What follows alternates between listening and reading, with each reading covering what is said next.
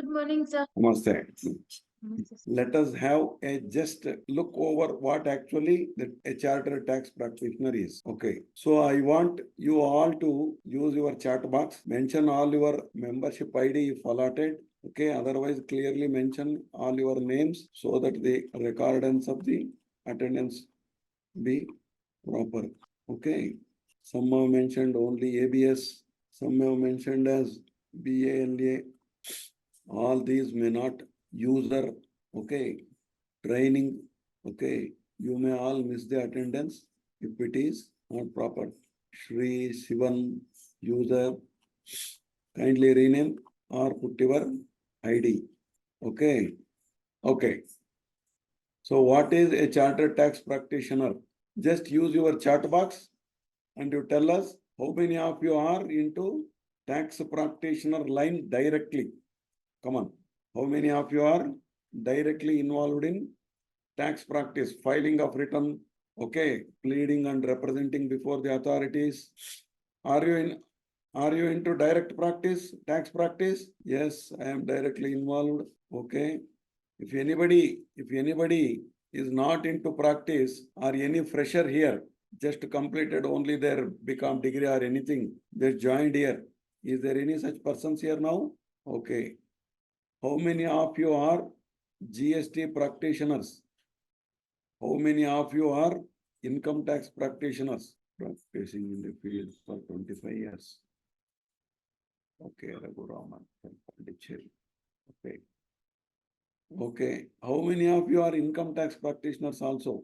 Those who are practicing in income tax, but not enrolled as GST income tax practitioners. You are filing, okay.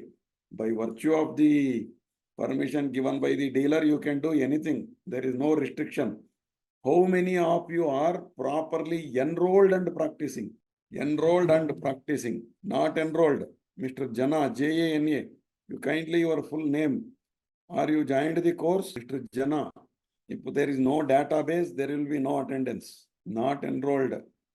Whether not at all enrolled to the course, not at all enrolled to GSTP, or not at all enrolled as ITP, or not enrolled anywhere.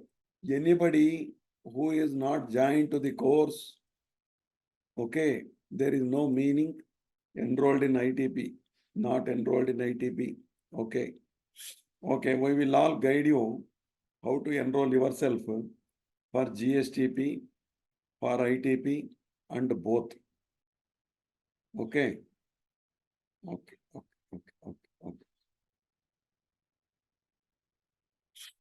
Okay, Rotarian Senthil Kumar. Enrollment in ITP and GSTP. Good. Atish Fagre enrolled GSTP. Have you applied for ITP? Atish Fagre. Not enrolled as GSTP. Okay. I didn't get my number. Okay. If you have submitted your application, that may be under process. Okay. So, is my screen visible to you? Hafiz sir, not applied for ITP. Yes, you take ITP so that you can be a full-time practitioner, a comprehensive practitioner, and fully enabled practitioner. Visible. Okay. Okay. Okay. Okay. Okay. Okay. So you all know the domain of a tax practitioner. So a tax practitioner is a fundamental and foundation stone of every business activity. Okay. We are perceived everywhere. Just we are used like rice and dal, tasted as salt and sugar without any branding, since we are non-litigant propagators of taxation. So for you all, so the government of India has came forward, okay, to conserve this vital domain of supportive compliance and to serve all the stakeholders. Okay, a professional skill qualification with the institutional framework has been given. That is called chartered tax practitioner. All you know, the chartered tax practitioner has 4 main topics. Okay. One is applied financial accounting and ethics. Okay. And the business regulatory laws and its compliances. Okay. Direct tax law compliances. Okay. Indirect tax law compliance. Okay. Okay. How to handle the obligations of tax law compliances. Okay. All you know, once you become enrolled, okay, once you are into practice, how to handle the compliances, how to meet the obligations. So there is a system of understanding what is section, what is rule, what is form, what are notifications, why circulars, what are how many case laws, how much applicable, not applicable, all we have to make it into one capsule and we have to give the compliance. That is the domain of a tax practitioner. So what you have to care before you give any compliance, you have to care. After complying particular compliance, you have to take the proper cares. So during the time of providing any compliance, you should be so vigilant. So how and why, that madam is going to tell you all the things. Okay. So, you know, accounting information system. Accounts is called as the language of business. So why the accounts is needed?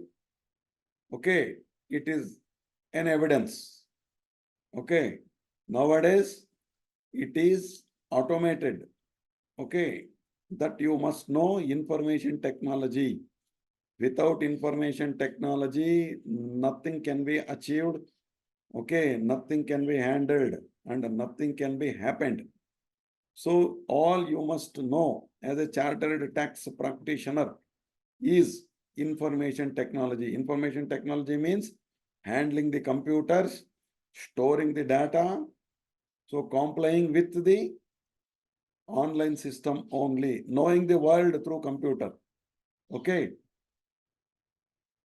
So the first and the most important is applied financial accounting and ethics. Okay.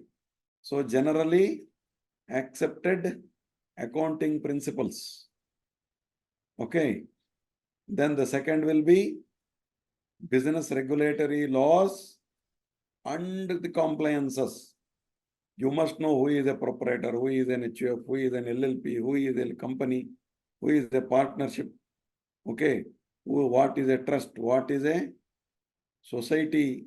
What is a organization? All these we must know because there is a implication on the basis of constitution itself. Okay, once you know that, all we know. So majoritively we call GST. Okay, that is a part of indirect tax compliance. Okay, besides GST, there are very many indirect tax laws applicable to a business. Okay, this is called transaction tax. So once you record the transactions, automatically you have to record, okay, the gross earnings out of it. And then the final thing comes is expenditure audit. That what we call it as direct tax law compliances. Okay, compliance is our domain. Okay, so we have to live in the era of compliance through information technology. Okay, thank you, madam. So now it's time to Pooja madam. And we have also Mr. Arun Kumar here. So Arun Kumar from Tirupur, who is also our academic committee member, who is contributing a lot for your examinations and other things. Welcome you, Arun Kumar. Are you there, Arun Kumar? Arun Kumar? Yes, Arun Kumar from Tirupur. Is my voice audible, Arun Kumar? Okay. Pooja madam, it is. Yes, sir. So you can take them. How many have watched the recorded versions and how many want to directly? You can handle, madam. Thank you. Welcome. Yes, sir. So today we will be in this session we will be going through with applied financial accounting and ethics. So what is accounting? So generally the accounting is recording, classifying and summarizing the transactions in a significant manner and in terms of money and transaction events which are in part at least of financial characters and interpreting the results thereof. Means non-financial transactions we are not accounting, but these non-financial transactions will be given in the note or in notes to accounts, whereas only which related to financial statement, like which affects the financial position of the company, those transactions will be recorded. So initially what we will do, so initially in first stage we record. So record based on our bills, source documents, bills, invoices, our sales invoices, journal entries. We classify them and record, then classify them. Then next summarize all your journal entries will be classified. Your ledgers balancing will be done, and that summarizing trial balance, analyzing your financial positions, analyzing, interpreting, and communicating to the users, communicating to the users. So next, the bookkeeping and the accounting. So bookkeeping is nothing but passing an entries, day-to-day transaction and entries. Okay, whereas accounting, after passing the journal entries, the next ledger, the next providing the financial positions of the company and analyzing them. Okay. In this case, it is accounting. So bookkeeping is recording of the company's financial positions, okay, financial transactions as and when they occur in the systematic manner. Whereas accounting is the orderly recording and reporting of the financial affairs of an organization for a particular period. And the bookkeeping is the first stage in the process of accounting, whereas accounting is a second and the final stage. And this bookkeeping is regular routine clerical work, whereas accounting is which requires little bit analytical skills. So users of accounting information. So my main first users are my stakeholders, my owners, stakeholders, directors, managers, officers, internal departments, employees, and internal auditor. Whereas external users are investors. If I want to invest in any shares, we will be going for the financial position of the company, creditors, lawmakers and economic planners, government regulatory agencies, trading partners, labor union, customers and consumers, suppliers, SEAC, tax authorities, chamber of commerce and press. So the basic terms which we use in accounting is asset, liabilities, income and expenditure. Asset and liability, these two are my balance sheet item. Income and expenditure, P&L, right? Or income and expenditure statement. So what do you mean by what asset? So assets are those which include of current asset and non-current assets. Where when the value of asset, fixed assets or in current asset, it's increasing. So in that case, we'll be debiting to our balance sheet. Example, cash is coming into the business. Such case will be debiting our cash account. When any disposal of asset or the decrease in the debtors, etc. In that time, we will be crediting. Okay. Whereas in liabilities, increase in the obligation, like bank overdraft, bank loan, such case we will credit. when there is increase in the liability. So repayment of loan, eh, such case when there is decrease in the liability burden on the company, we will be debiting.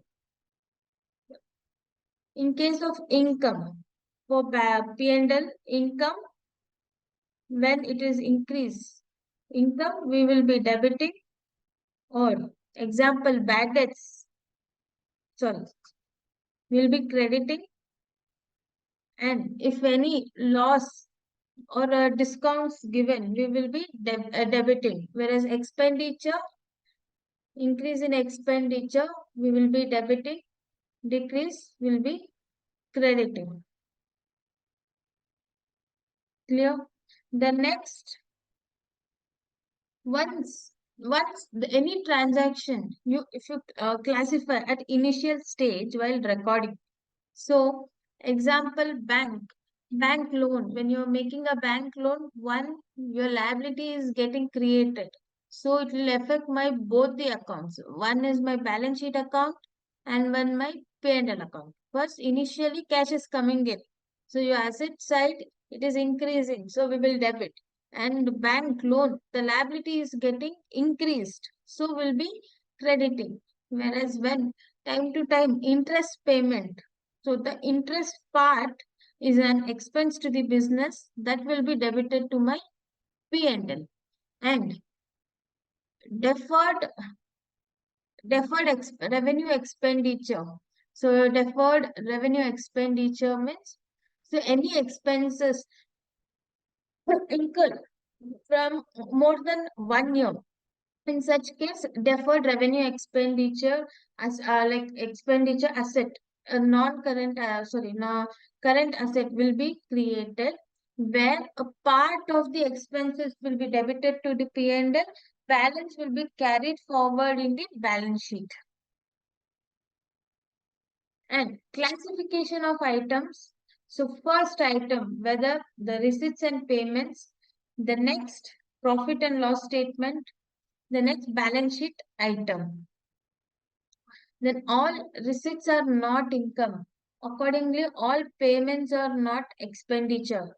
Example, sale of asset. Sale of asset.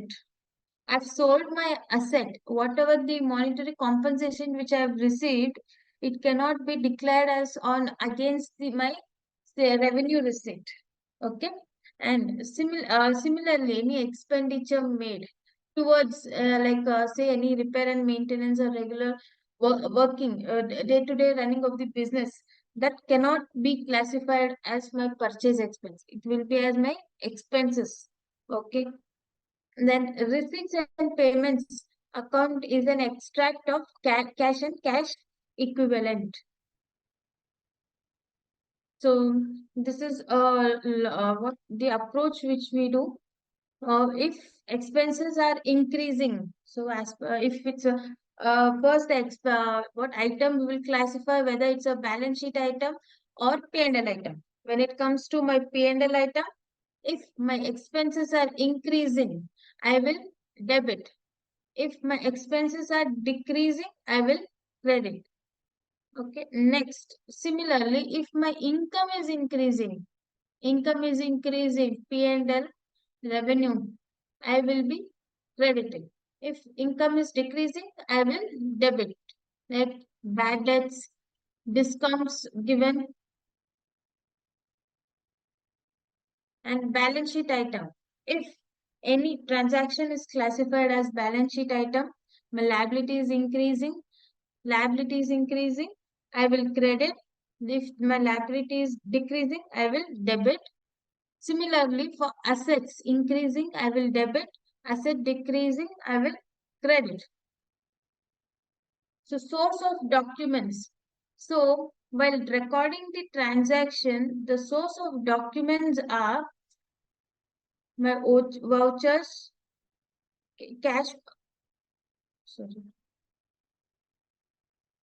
yeah, cash memo, invoice, bills, yes, invoices or bills, receipts, paying slip, check, debit note, and credit note.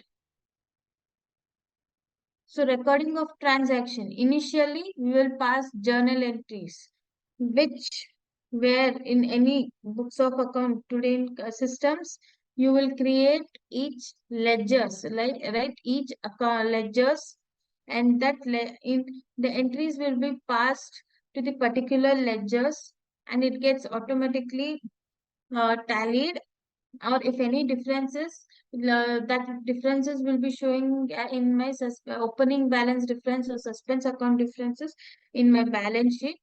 Okay, the summary of all the ledgers are my trial balance. From based on trial balance, the financial statements can be prepared. That is my balance sheet, my P&L. Clear? Next, so we will have any reconciliations, like few items where the bank reconciliation is mandatory.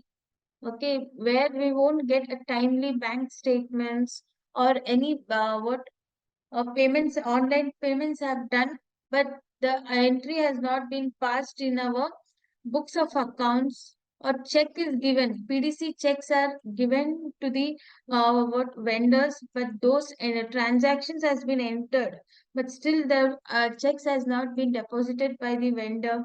So in such cases, we need to know, like we need to have a bank reconciliation statements, detection of errors. So where instead of 1,000, I have passed 10,000. So those entries can be detected. Undue delay of realization, check issued but not deposited by the vendor, reduction in the fraud, and updated records. Then reasons for difference, as I told, checks deposited but not cleared, checks issued but not presented for payment, interest allowed by bank, interest charged by the bank, direct collection by the bank, direct payment by the bank, direct deposits by the debtors, dishonor of bill discounted with the bank, error by the bank, error in cash book. Next. So usually we have, when it comes to final accounts of the trader.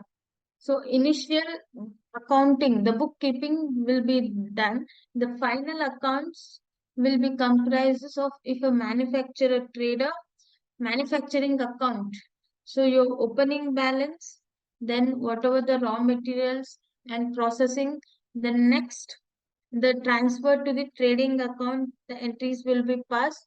Then closing raw material, the followed by your trading account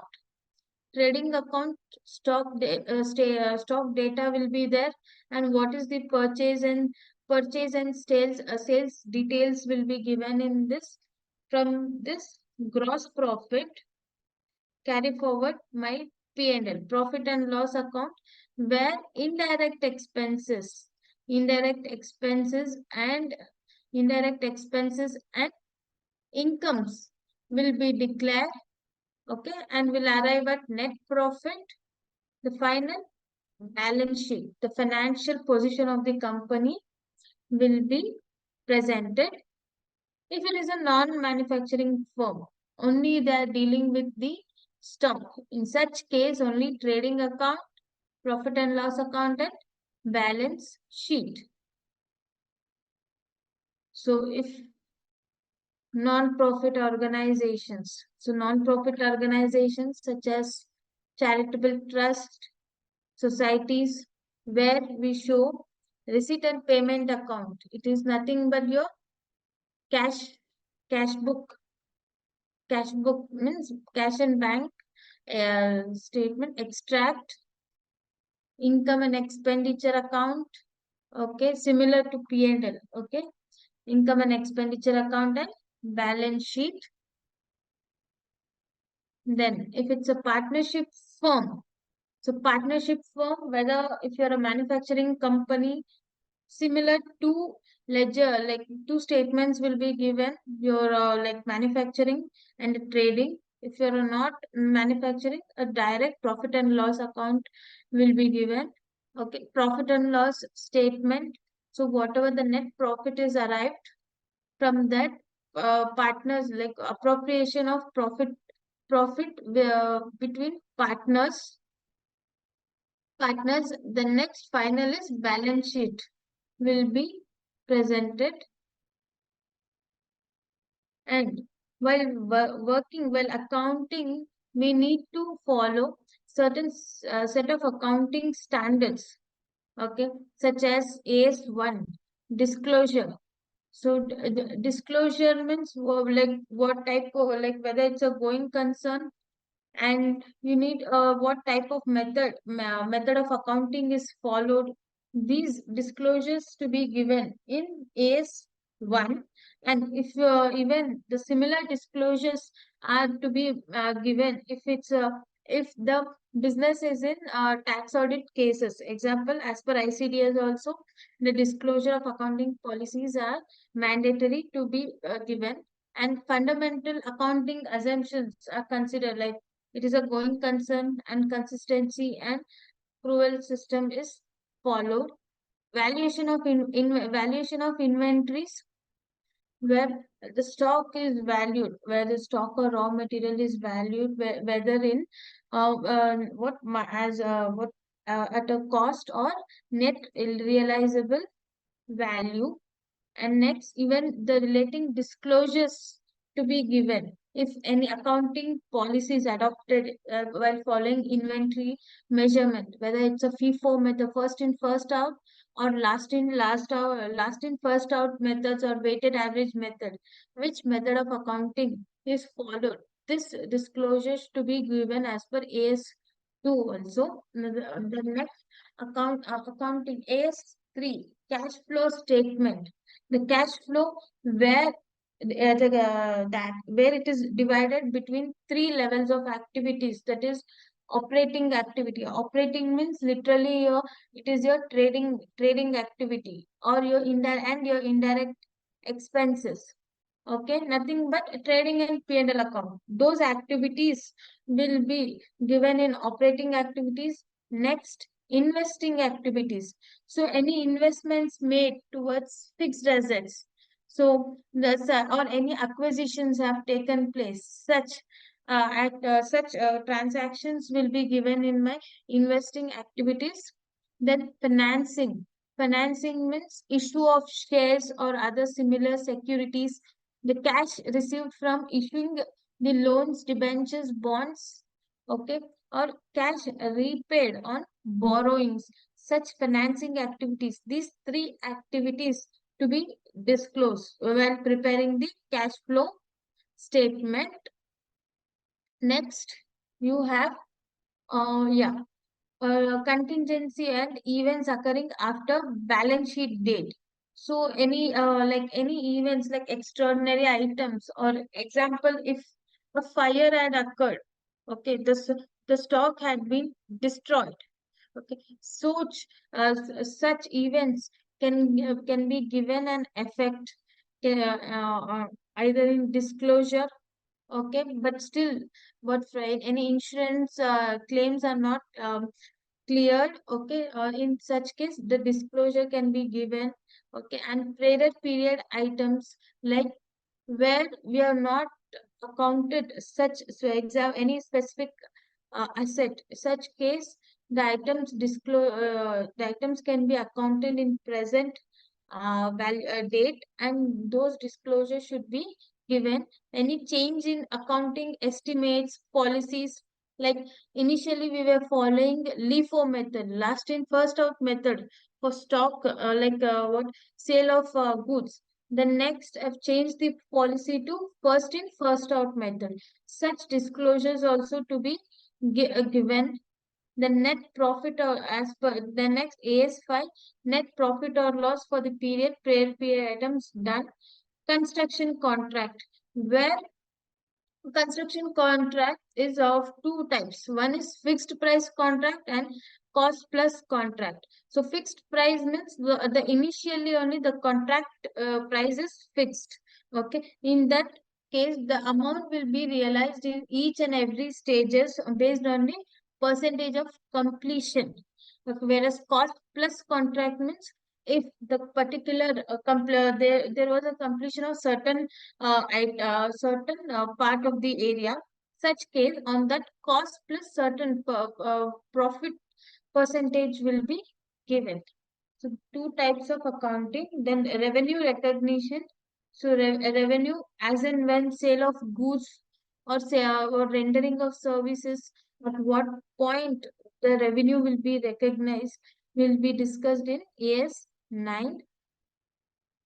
Then property, plant and equipment, where how the fixed assets are were entered, and accordingly the depreciations or any sale of assets, those transactions will be taken care by from AS 10. Then any exchange, what the effects in change in for foreign exchange, where at what rate the transactions to be entered. So such as if there is a regular buying and selling of goods or services, such case at what at spot rate, or if it is in case of balance sheet dates, whatever the closing the stocks or assets, such case we will be accounting at balance sheet date as of 31st March. Then similar accounting standards, where government grants, any grants received from trust trust or associations, how to be accounted. So if it is towards the construction or of any construction of building or a purchase of any equipment, that is an capital approach where it will be affected to my balance sheet. So either as a I'll treat as part of capital or shareholders fund, whereas it is given as any subsidies. So during the export, I have received some subsidies because of certain percentage of export is more, okay, among total value of the goods. Okay, in such I'll receive some rebates. So that is my income approach. So that will be given in, so that effect will be given in P&L. So next, accounting of investments. Investments is like classifying of the investments, cost of investments, carrying the amount, and if any sale of investments. So those will be dealt with AS 13, and employees benefits, your salaries and welfare, their gratuity funds, and what PF, ESI, accounting transaction, accounting entries, those entries as per AS 15, borrowing cost, where the loan so in balance sheet, it will be reflecting your interest in P&L, right? Then related party disclosure, where any transactions done between the associates or between the related parties to the example for board of directors or shareholders. In such case, those transactions to be disclosed, or any agency arrangements have done, or hiring, leasing and hiring between the subsidiary companies. These these types of transactions to be disclosed as per related party disclosures as per AS 18.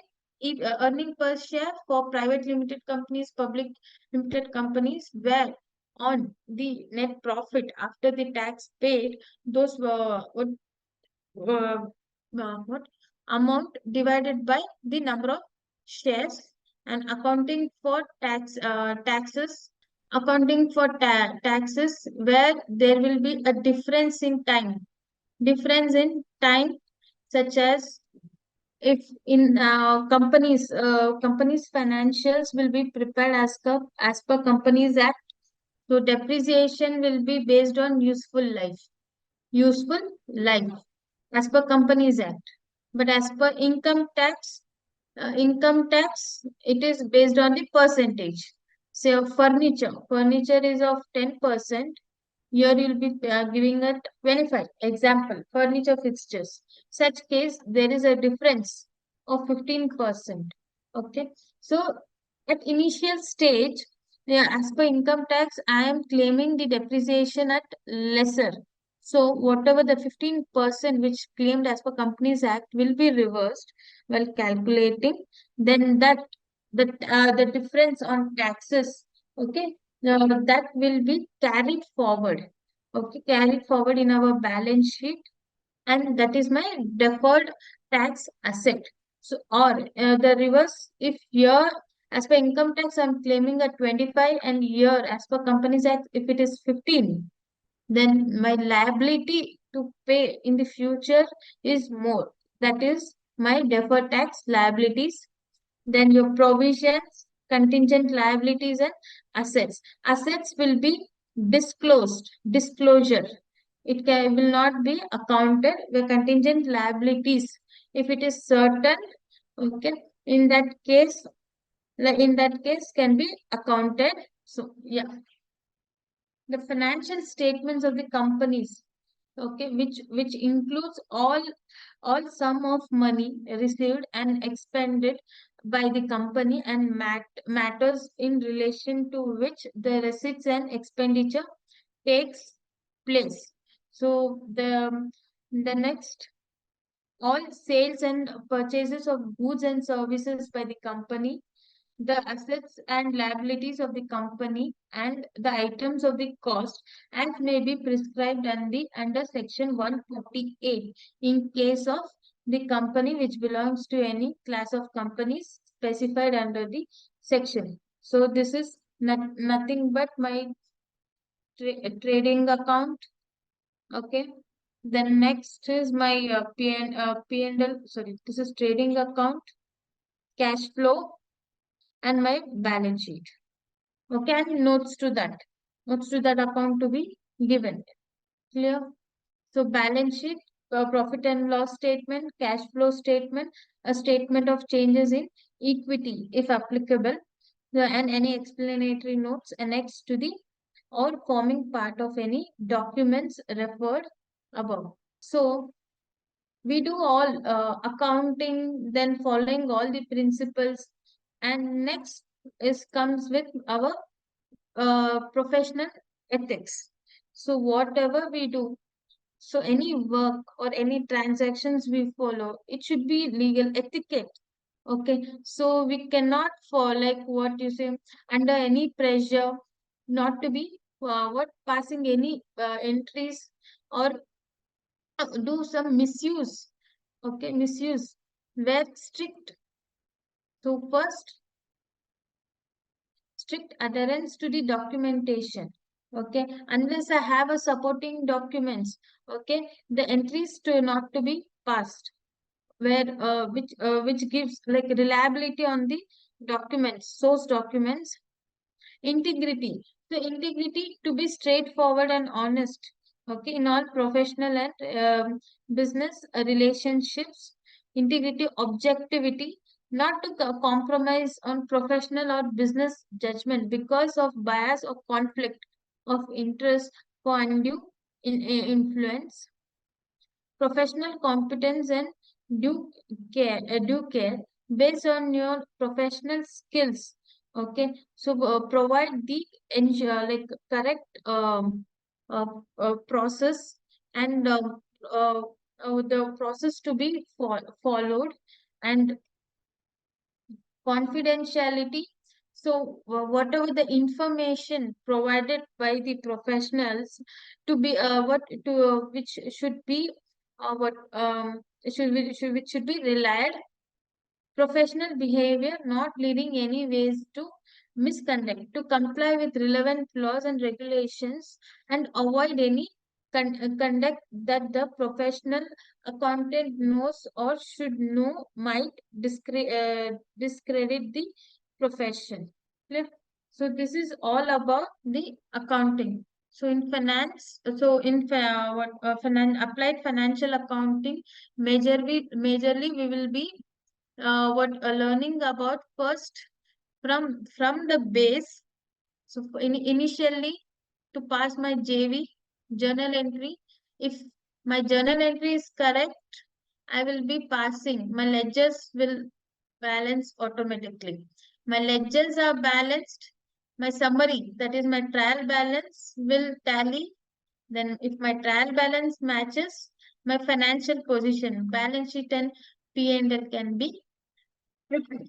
So my journal entry, which is my base, okay, it should not consider should be with any uncertain, like any transactions which is not be required to pass, that to be passed, okay, which with the help of source document to be passed. Clear? So my initial stage, my professional ethics to be followed. Okay, my what professional competence, my confidence on those particular transactions. Then next, these will be followed by accounting standards and accounting principles. Okay, while passing at each and every stage, and respective disclosures to be given. Clear with applied financial accounting. How many of you have already watched the recorded version of earlier sessions of the madam? Put it in your text box so that we can come to know how it can be.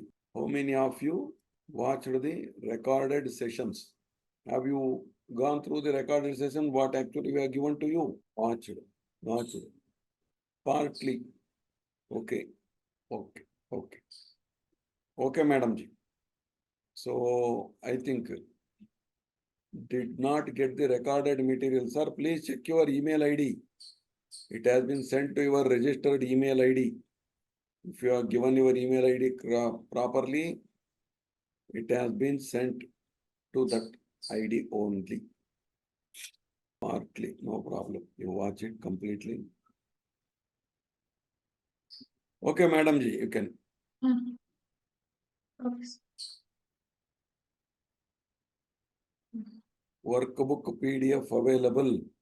Sir, even the session materials have been also sent in that email links. And e-books have been already sent to your email IDs to the maximum extent. There may be some 10 or 15 pendency. Otherwise, almost all has been already sent. You can open with your Medhavi Skill University LMS and you can start studying from there also. Recorded version required. Okay, recorded versions are required. You go to ICTPI Academy in the YouTube and directly you can watch all the sessions, all the earlier 10 sessions. ICTPI Academy in the YouTube. Access is open. It is unlimited. If you subscribe, you will get all the follow-ups also. Okay. So, how to get a printout of the books? You can download the books from Medhavi Skill University's LMS. From there, if you want, you can take the print on your own. There is a restriction from the council on us not to print the books because they have given the option. Because if we print, there will be a cost, fixed cost. So that has been restricted on us now. So downloadable books have been already given in LMS. How many of you actually opened the Medhavi Skill University's LMS? You can buy from the taxman. It is a last year version only. The printed books are not available in updated version. Okay, how many of you gone through Medhavi Skills University's LMS?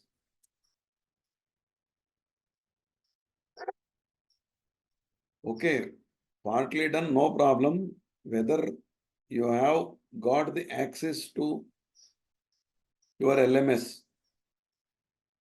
Okay. Yes, you have to open. To which extent you study there, the recordance of the study will also be there electronically. That is a e-book. Printed books, we have not made any such adventure as of now, sir. Because in the last year when we have printed, it costed about 6,000, but now it has gone above that price. That's what actually the council has put a restriction. Why you want to impose the cost on students? You reduce this cost. So now absolutely that LM is supplied free from the university to you, from the government. Okay, Madam Ji, please. So do you have any questions, member? If you have any questions, you can text here. How I can get my ID number? Arvindakshan Puttur. Arvindakshan Puttur means whether you are from Kerala, sir.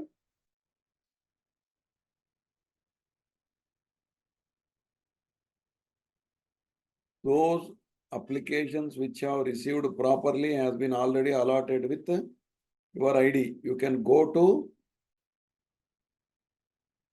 just I will open the website.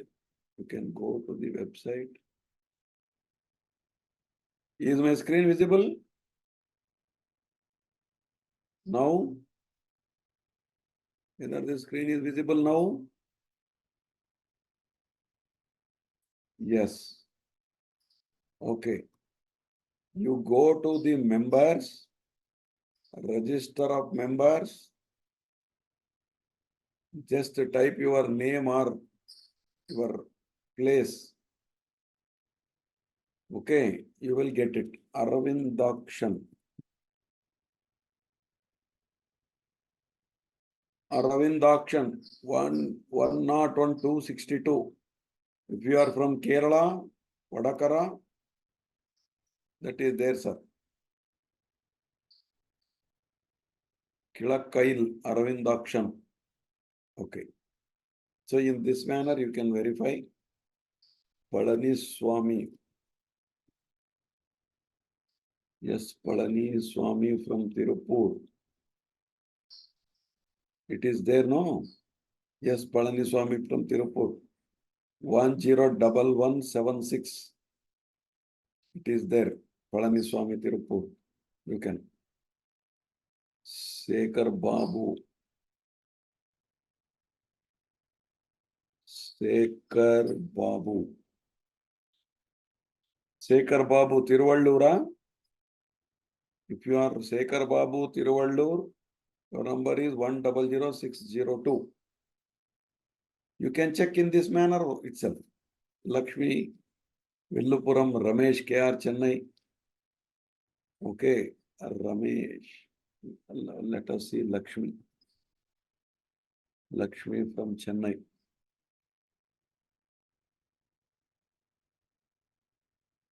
No, Lakshmi from Villupuram, it is there. Palani Lakshmi from Villupuram. 100692. Kalyana Sundaram Bhaskar.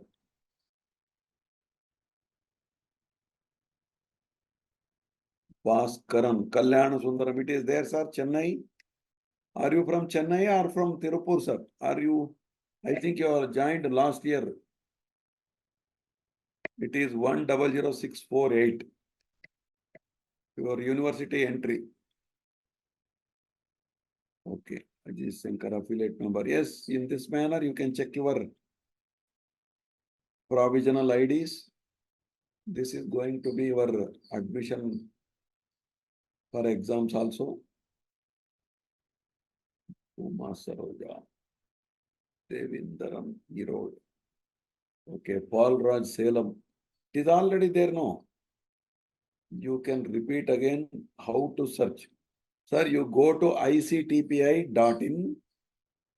There you can go to members, register of members, where you can find this.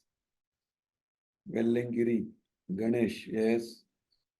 Not showing in the list. Deepak Devadiga, it is pending, sir. You have filed an application for membership. You have not filed the application for course. So that is under consideration. That team will come back to you provisionally. You have been actually given access to your entries, but your number will be allotted very soon. Some 17 members applications are still pending because you have filed membership application. Membership application is to be filled only after passing the exam. Okay, now we have to file an application for course and examination. So those who have missed, those who have come through that application, there is a pendency that will happen. Wait for some time. Go to website of ICTP and click members. Yes. Arun Kumar is there in the meeting. Yes, Arun Kumar from Tirupur. Yes, sir. Good morning, sir. Sir, I called you in the beginning itself. Yeah, sir. I had been unmuted, sir, but madam will be start the section. Oh. Is madam there in this session? Whether madam is there? Madam? Pooja Manjunath, I think, left out.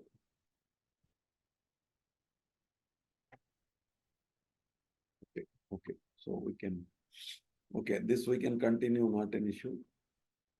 Any doubts, we will clarify first. Please change my place, Salem, but allotted Coimbatore. Already changed, sir. You can verify. Or Kathiravan. It has been already changed. You can see. Kathiravan 100633. It is there. Okay. Okay. Dinamani Krishna Prasad. Yes, there is a pendency of your application. So, who is this server? If you mention this server, you will not get any credit of the session itself. How to enroll for ITP or asking who you are first, from where you are, whether you have joined the course, what is your ID, examination date and time, sir. Sir, in this week itself, the examination portal will be opened. Okay. Raghuraman also changed, sir. You can check it. Kadalur to Pondicherry, it has been changed. Raghuraman, Ragour.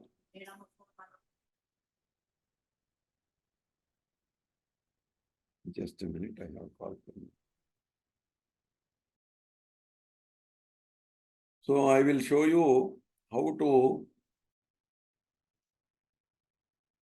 study your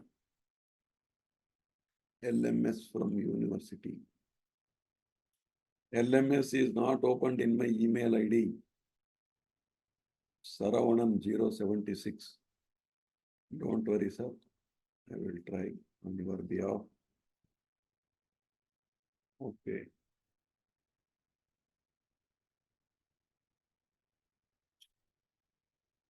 What is your email ID?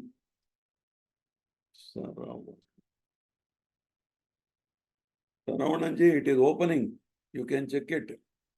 It is Saravanan or Saravanan 100992. It is opening. It is very much there. It is very much there, sir. Yes. Sorry. Right. Arun Kumar, you can unmute and to some extent you can handle, sir. Sir, good morning to all. Actually, I have been prepared one MCQ, which will be useful for all the examinations. I had been taken this MCQ based on our LMS module only. These 4 papers, what is the purpose of making this MCQ is, because in the 50 marks, we will get 50% of MCQ. So 50 marks is confirmed if we go through this MCQ questions pattern. So I had been prepared for myself. Then I communicated to that chairman, sir. He had been given opportunity to create that MCQ in some special formats. So the work is going on. So very shortly, I will send all this MCQs to Chairman sir, and he will forward to all your email ID. And all the best for your examinations. If you have, you can share some screenshots of it, sir. Only regarding accounts. Now what actually you have made, no accounts. Yeah, sir. Sir, my, You can yes, sir. better you share Word file. This will be Word the file. format, different one. You better Yes, share the Word file. 1 second. Just you can see that. Sir, I couldn't able to share, sir. You are unable to share. Yes, sir. You are unable to share. You try there, no? Share screen. I Yeah, have sir. given you the co-host. You are already there. I couldn't able to share that. The share options, 1 second. Yes. It's open now. No, you open only the accounting. Accounting now. That we have taken only accounting, no? Yes, sir. That only we can take. Applied financial accounting, yes. Yes. R. Srinivasan from Chennai. How to get enrollment number, sir? Whether you have Screen is joined visible, the sir? course? Yes, you can. Continue. Yeah, sir. Actually, I had been taken this way. If you go log in through the LMS also for the first paper, applied accounting and the ethics paper, this accounting concepts and the concession MCQs, I had been prepared this MCQs and along with the answer also. And each and every topic, I'm planning for 50 MCQs, which will be yes, then I had been taken like subjects like this and accounting concepts and convention MCQs. And after that, accounting process burnings and journal MCQs, this topic. So total there is 588 pages, sir. More than there are 600 MCQs I have been prepared for it. See, all we know, we are busy in filing the returns and everything, so we couldn't able to go on. We will not get any time to read or like that. So only we had been planned and we had prepared for this special MCQs. Once the work has been completed, sir, now it is in Excel format. We are making some changes in the formats. Once it has been completed, then it will be shared to you, sir. So this way I have been prepared. What is the GAAP stands for? Generally accepted accounting principles. Which accounting principles say that companies that and owners should be treated as a separate entity, business entity concepts. Cost or expenses must be recorded at the same time as the revenue to which they correspond is specified by which principle, matching principles, and which concept state that every debit and that is a credit, dual aspect concepts. Likewise, we have been prepared, sir, lot of MCQs, all subjects, including today, madam also taken that PDF sections. In that, all the topics will be covered in this MCQ, sir. Cluster, you have made 5 clusters, no? One is accounting standards. Another. Yes, sir. Just we Sir, can give 1 or 2 samples. Yes, sir. Sir, in that Excel format, I have been corrected lot of things, sir. If I open that Excel format, means it will You be. can open also. You can open that one. Yeah. Just you can open. Yes, sir. The first topic is accounting concepts and construction MCQs. In that we have 50 things, 45 is there. Then accounting process basics and journal MCQs.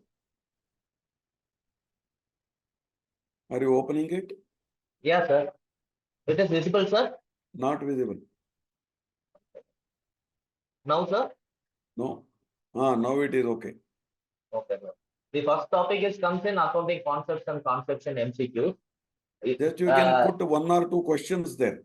How Okay, the questions will be there, what will be the answer, in that manner you can put it. Okay, sir.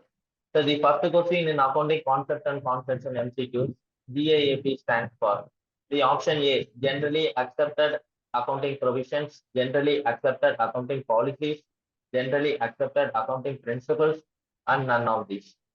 So the answer is these, generally accepted accounting principles.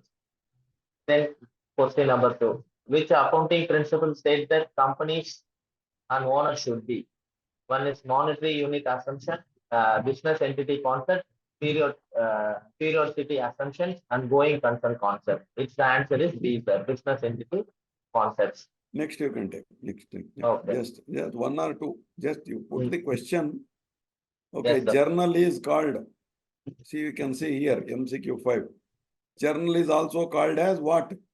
Whether journal is a day book? Yes, a journal is a day book. It's not an entry book. It's not a ledger. Not it is a history book. Journal is a day book. Okay, why and all that will come up. Don't worry. In that manner. Gross profit is question number 16. What is gross profit? The gross profit is always sales minus cost of goods sold. That we have to understand. Okay. Net profit minus expenditure. So there is no way for net profit minus expenditure for gross profit. So that the questions answers will be a little confusing. Okay, just you have to find out, you have to choose correct answer. Okay, there is a standard adopted methodology. So that what actually we are highlighting to become you as a core professional in the field of taxation. Yes, sir. Then the rectification of errors. Today, madam also taken this topic, rectification of error. And what is an error principle? Yes. When the transaction is recorded in contravention accounting principle, when the transaction is recorded in contravention with the general, when the account is No. on the Lower on. You have taken when first line. When the transaction is partially or completely omitted and none of the above. So the answer is A, when the transaction is recorded in contravention accounting principle. Because when the transaction is recorded is in contravention with the general accounting policies. So it's called the error of principle. So likewise, if the remark is there also, we have been put some remarks also, sir. What is the answer for that? Explanation also had been given. The disagreement of trial balance includes which errors? Errors of omission, wrongly totaling of subsidiary books, and compensating error, and ANC only. The answer is wrongly totaling of subsidiary books. Then bank reconciliation statements. The cash book debited balance is equivalent to credit balance as per passbook, overdraft as per cash book, overdraft as per passbook, none of the above. So answer is credit balance as per passbook. Unpresented checks also referred to as bounced check, outstanding check, uncredited check, uncollected checks. So the answer is B, outstanding checks. And also inventory management. Safety stock. This will be the pattern. Okay, this will be the pattern. So that is going to come in your examination, especially in MCQ section. Okay. So, sir, it has been taken from that LMS material only, sir. No problem. You please go ahead. Yes, sir. In that the carrying cost. Carrying cost is the cost associated with the holding and inventory of items, including a holding cost, or the cost associated with having vendors hold supplies for, and A and B. So the answer is D. It is associated with why it is A and B? Why it is A and B means just you have to analyze why it is A and B. Why it is not C? Because you can come here, sir. Just you can come to yes. The remarks you have written there. The correct answer is A and B. A and B. So carrying cost refer to costs. Okay. Just you have to analyze how. Okay, sir, you can come to next one. Just we will give an idea how they have to prepare. We will give you a maximum support for your qualification. And another thing is depreciation, sir. The main objectives of depreciation is to show the previous profit, to calculate the net profit, to reduce tax, and to satisfy the tax department.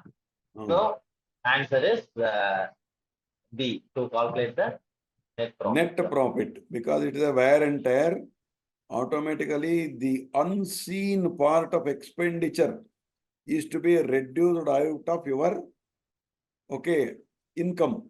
That's what actually the main purpose of depreciation. You can go to question number 11.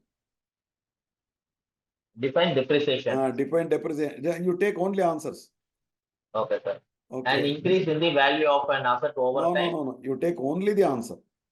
Answer You take is only B. the answer is B. That B. we will The describe. resource diminishes over the long run because of utilization. Yes, it is not tangible.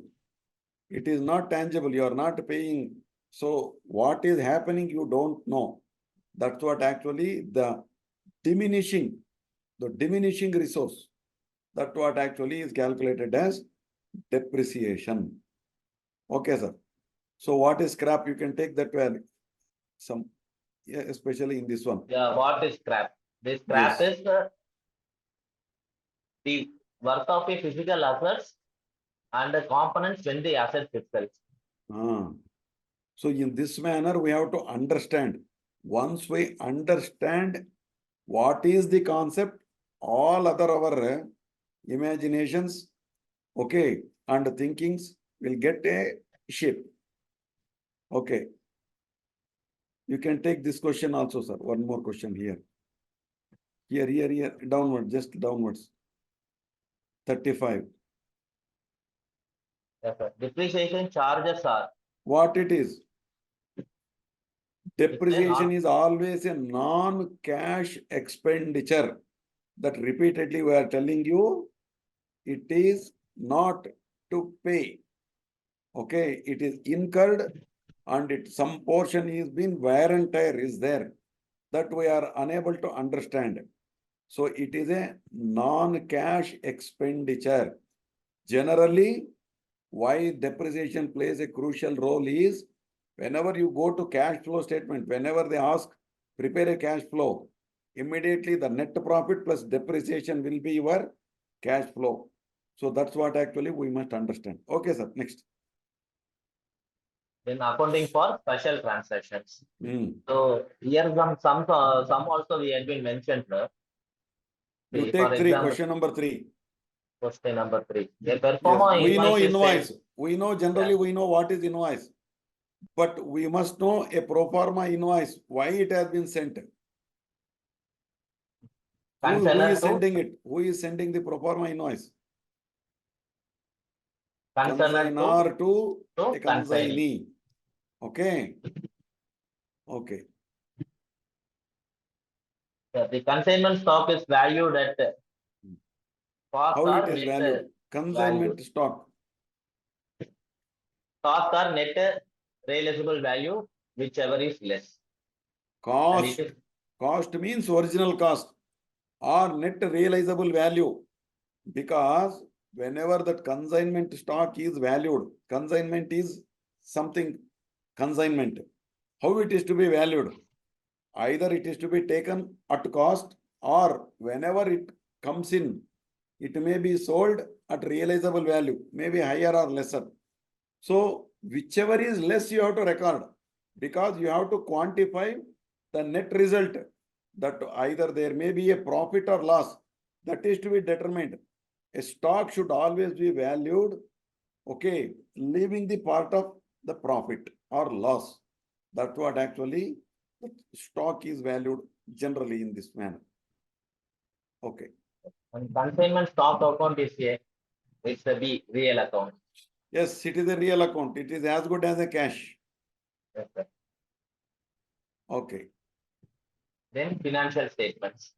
Which reports gives a review on the profitability of your business? The answer is the income statement. Why? Why? Which report gives a review on the profitability of the business? The income statement only gives. Why? The cash flow is not giving. Balance sheet is not giving. Statement of changes in equity. If we have given a different answers, then would have been a process for thinking.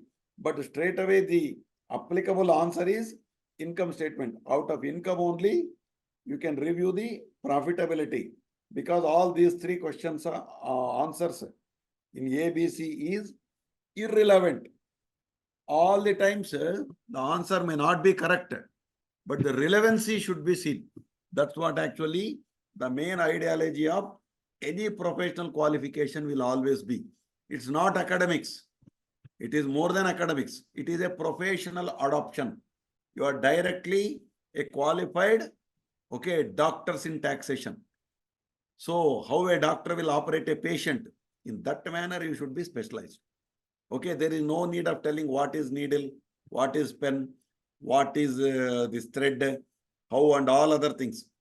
Fine tuning is required. Okay, sir, please next. Yeah, sir. The current assets are also known as Yes. Current asset is always a working capital. capital. Current asset means it can be realized immediately. Okay. Yes, next. Anything. Anything. Yes, you can. Dash is also known as vertical analysis. Now, what is So vertical? That we must understand. Vertical analysis.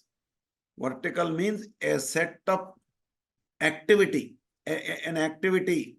Okay. Static A analysis. static analysis can only give you the vertical analysis. Okay. Okay. Then accounting for partnership firms. The Partnership Act was passed in the year. It's In which year? 1932. Why? Generally, we call Partnership Act 1932 itself. And you be careful, whenever we are reading any act, we cannot see just by that year mentioned in front of the act, because the act will come into enforcement only when there are rules. Okay. Okay. The interest on partners drawing will be debited too. Now, where it is going to be debited? Drawings Partners will be debited too, because Partners. drawings is his withdrawals. Okay. His withdrawals cannot be charged to his capital account, because he is not drawing his capital account. Okay. Whenever he wants some money, he will draw it. Okay. We will quantify at the end of the year what profit is to be given. Okay. What interest is to be given.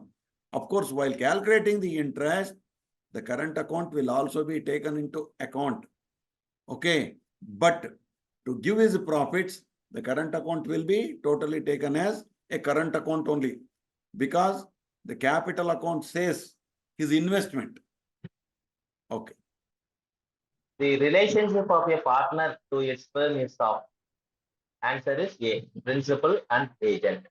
Yes. Relationship of partner to its firm. Who is a partner?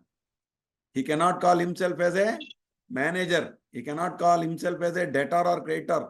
He cannot also call as a surety and guarantee. He is always, a relationship is like a principal and the agent. Okay. Accounting for a non-profit organizations and educational organizations. Charitable. Charitable. Okay.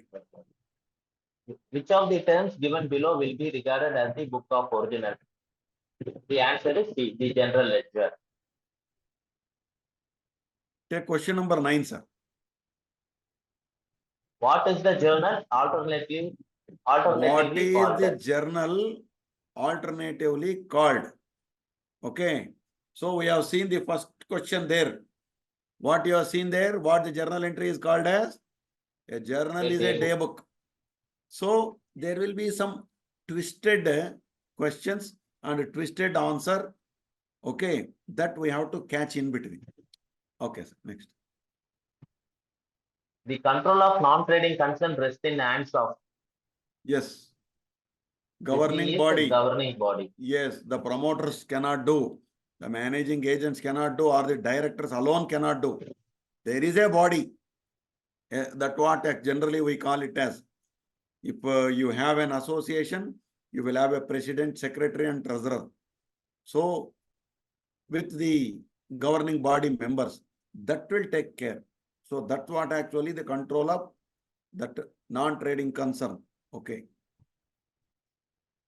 Then accounting for the companies, public and private limited companies. So the minimum number of members in a public company is 7. And minimum number of directors in the private limited is it's the 2. Why? And Why 2 directors are required? Can anyone give the answer here? Just we will check for the sake of your this one. Why the number of director must be 2? Can anyone give the answer in the chat box? Why there must be 2 directors? Okay. I am asking about the director. Minimum number of directors in a private limited company is 2. Why? Not Act insists. Right answer has come that Venkatramanan has given. Single person cannot pass the resolution if it is a private limited company. Okay.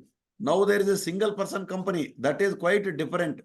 Whenever we call it as private limited company, that is of 2 directors.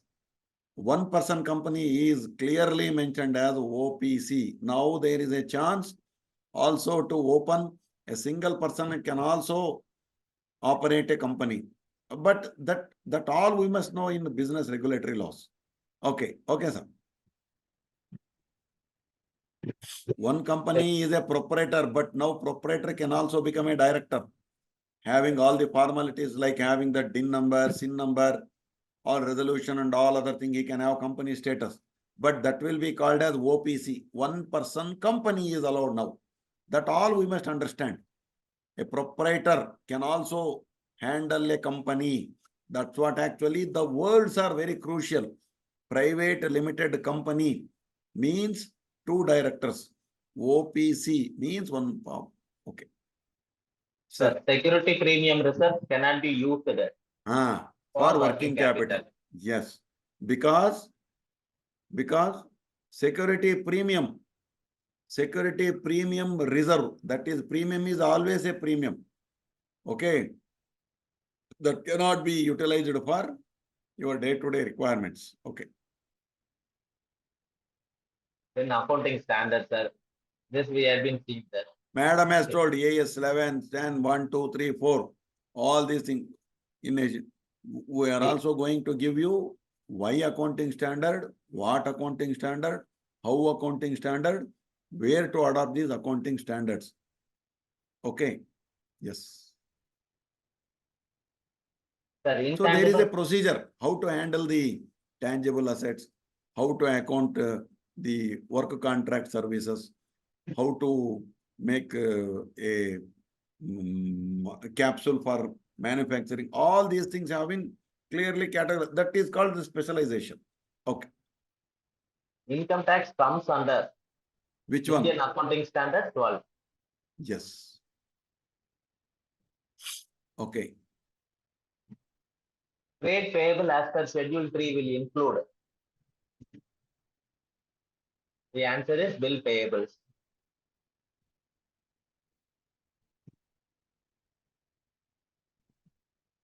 The interior profit to incorporation is transferred to. The answer is general reserve. The answer is a capital reserve. So these are the questions. 41, sir. 41. 41. Valuation techniques that maximize the use of relevant observable inputs and minimize the use of. Yes. Valuation technique. Okay. What is the valuation technique? So, okay. So give a big round of applause to our yes, Arun Kumar. Okay. So thank you, Arun Kumar ji. Thank you, sir. Thank you. So Sir, and any all that other subjects also, it will be you have very to in do short in this. period, sir. Yes. You can give it in this manner, so that can be straight away. That in the module that we can adopt it, sir. Sure, sir. Okay. So Thank you, sir. Thank many you for giving opportunity, sir. Thank you, sir. definitely, sir. We will always by the people, of the people, for the people. That's what actually. So by the members, of the member, for the member. Yes, sir. We should build a fraternity. We should build our own regime, empire. Okay. Okay. Sir, and that also it will be for our all members, and as per the chairman sir instruction, chairman sir has been formed one GST synopsis, how to read the GST very easily. That Yes, also sir. is under process, and also income tax Please. also. Yes, See, sir. if you click on that preliminary sections, all that headings will be there. What are that and what is the sections? If you click that sections also, for example, that sections also, it will be directly Connected to go the through that, connective rule, connected to the connected circular, connected notification, connected notification. form. So all these things are going to come. Whenever you get a notice, first you check in which forum the notice has been given. So then check whether the forum is applicable to a particular rule. Then go to that rule. Then go to the main section. If there is any missing relevancy, straight away you question the notice itself. So that's what actually a guts of a practitioner should begin from. Okay. So once again, sir, thank you for giving me an opportunity. Thank you. Most welcome, sir. It Thank is you, our sir. institute only. Yeah. Okay. So you got LMS and all. Yes, everything will be settled. Don't worry.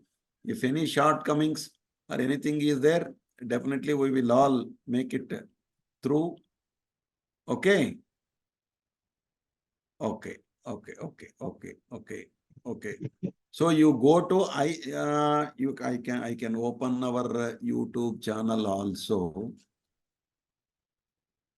YouTube ICTPI Academy.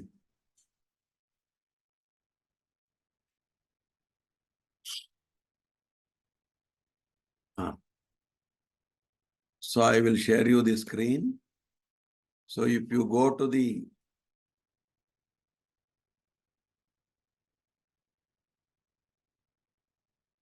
here, is my screen visible to you?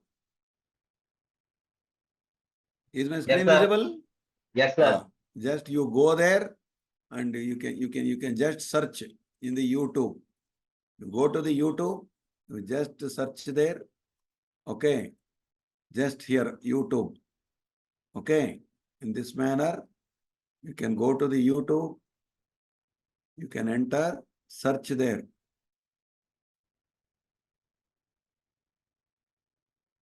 ICTPI Academy. Okay. So here ICTPI Academy. That you can see all our sessions. So within 4 or 5 days, by the next week, this session will also be added there only by removing unwanted portions to some extent. Okay. You can go through all these sessions there. You go to videos, you will get all serial number wise. See 1, 2, 3, 4, 5, 6. You can subscribe to our channel where you will get all the updates. So the part 1 is now put to use maximum. Okay. So that's what actually about 598 views have come. So part 2, some only to a limited extent have been watched, I think. So other parts, many members have not touched at all. Overall session, to some extent, they have touched. So this is the way how we have to build our own path. Okay, YouTube screen not visible. Okay. You go to the YouTube, sir. You enter ICTP Academy. Okay. Okay, any questions are there? Any questions are there? 5 minutes. Just 5 minutes time we have. Please explain the exam pattern and MCQ. Sir, the exam will be 50% MCQ and 50% descriptive.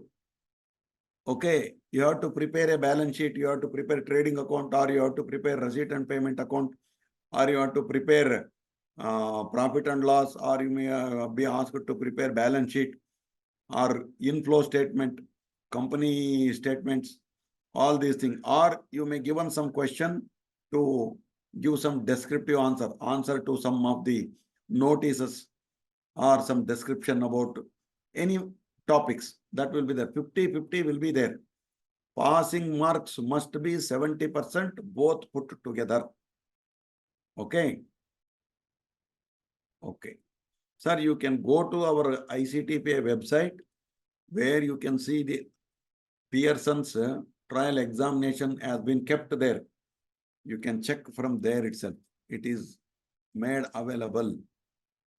Members, students, mock.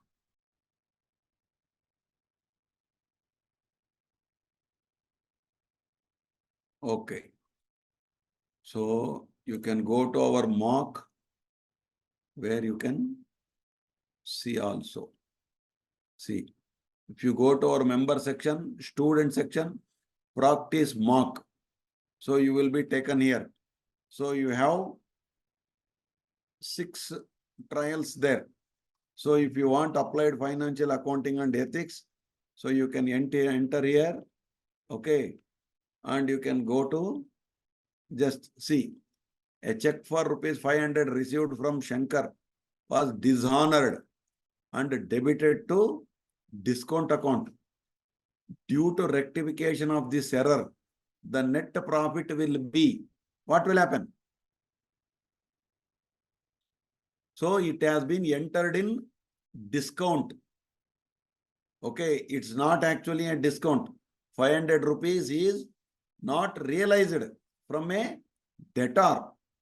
So what will happen? You have debited it. Okay, has debited it to discount account. Debit means you have created an expenditure. So once the expenditure of 500 rupees is shown, your profit has been reduced. Once if you cure this anomaly by rectification, your net profit is going to what? Your net profit is going to, okay, net profit is going to increase by 500 rupees or decrease by 500 rupees or increase by 1000 rupees or decrease by so there will be answer in this manner. You have to pick proper answer. Okay, so in this manner all these things will be there.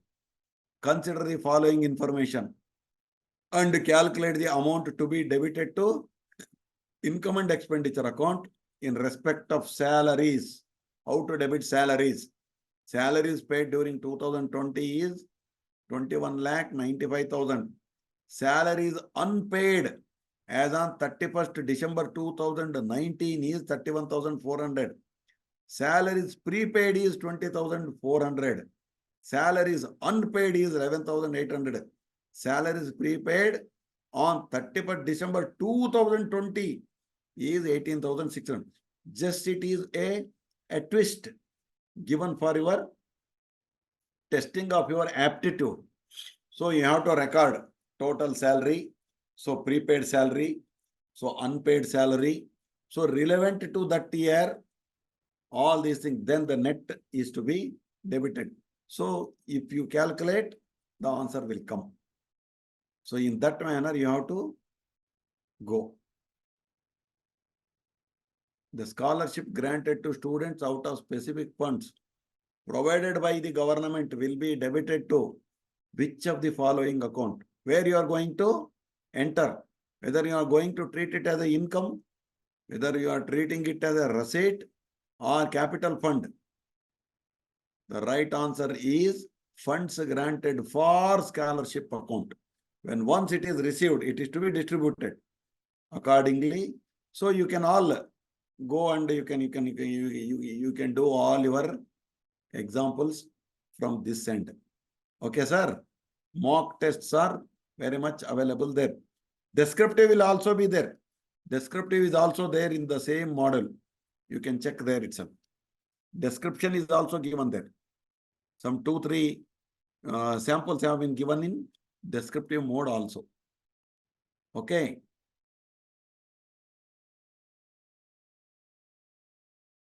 Okay, welcome one and all. Namaste. As you know, so this is the second session of this 2 days training. As you know, these are all our 4 core topics of our course. Applied financial accounting and ethics, business regulatory laws and compliance, indirect tax law compliance, direct tax law compliances. Over to CA Pooja Manjunath, madam. Please, madam. Good evening to all. So today we will be in this session we'll be discussing with business regulatory laws and compliances. Okay. So initially we'll be discussing about contract.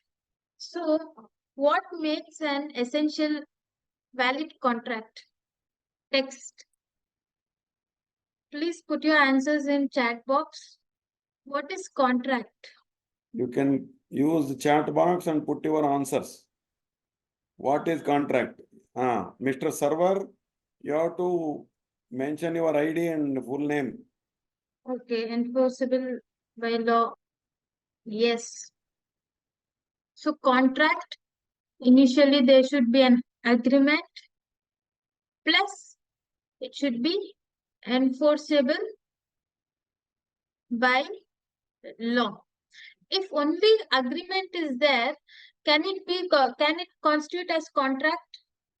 Can I sue against the person if I have only agreement? No. Yes. Okay. So the contract, the first basic is the agreement, and next is it should be enforceable by law. And the essentials are the two parties, one making the offer and the other party accepting it, and intention is to create a legal relation. Okay. Then others are then compensation considerations. Okay, these are the essential elements for the contract. Then whereas if only agreement plus accepted, your offer, you have an offer plus acceptance, that's it,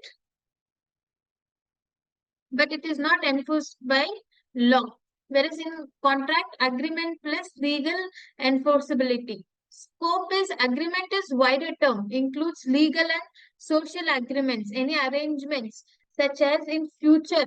So when the property is ready for the sale, if example for a plot, if there can be an initial agreement, then next future sale contract.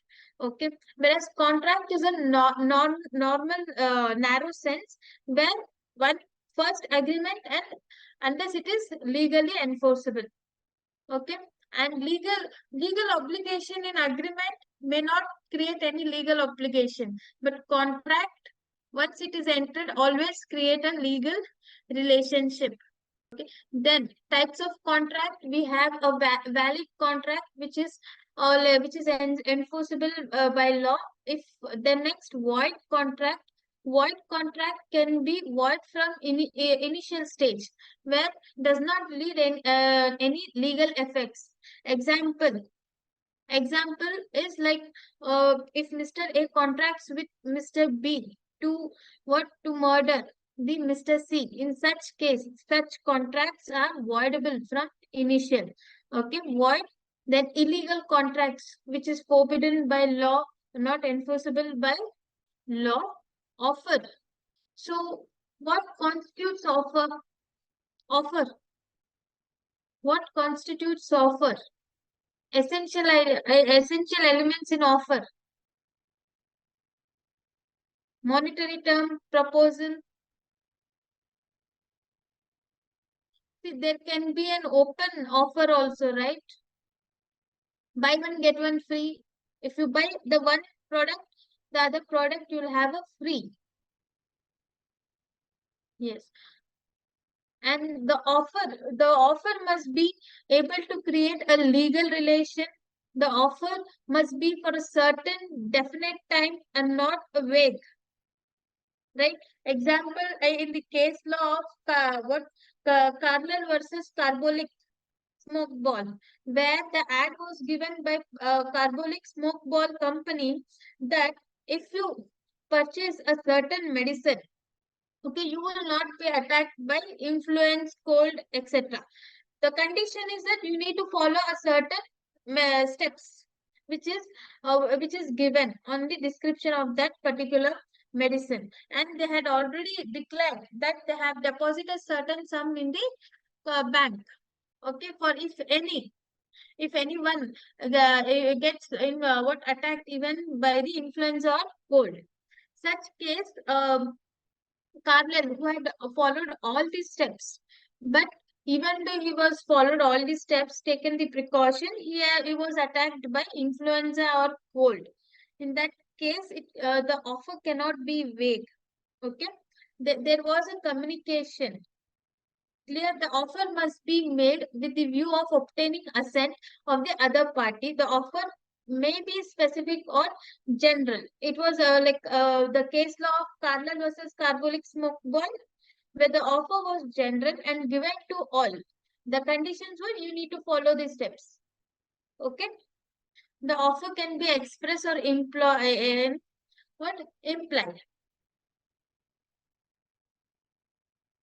So what are the modes of revocation? Revocation of offer.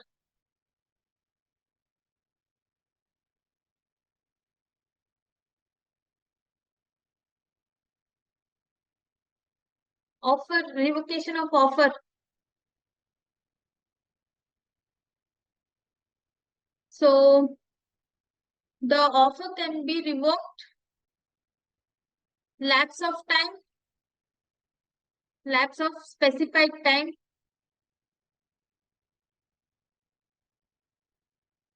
Yes, if notice is given by other party, notice for revocation.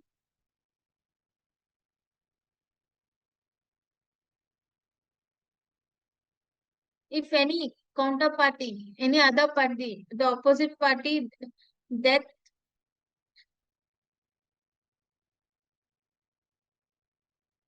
yes, withdrawing notice for revocation, non-fulfillment of condition, non-fulfillment. See, when I gave the offer, I had told from the company, I had told that you need to follow certain steps in order to claim. Okay.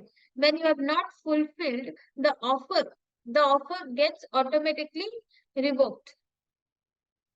Then a counter offer.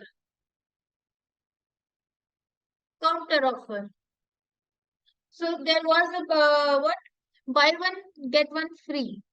But the counter offer was another offer. If you buy three, you may get four. If you buy three products, same products, you'll get four free. Means an additional one. The counter offer. So the old offer gets lapsed.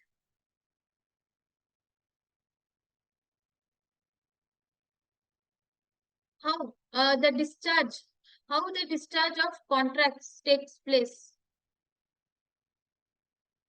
Discharge of contract first by performance.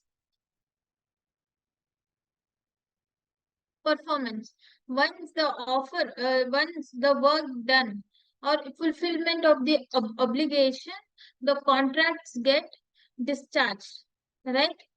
Or the new agreement has taken place, new agreement, or there is an alteration, changes in one or more material terms, alteration of the contract.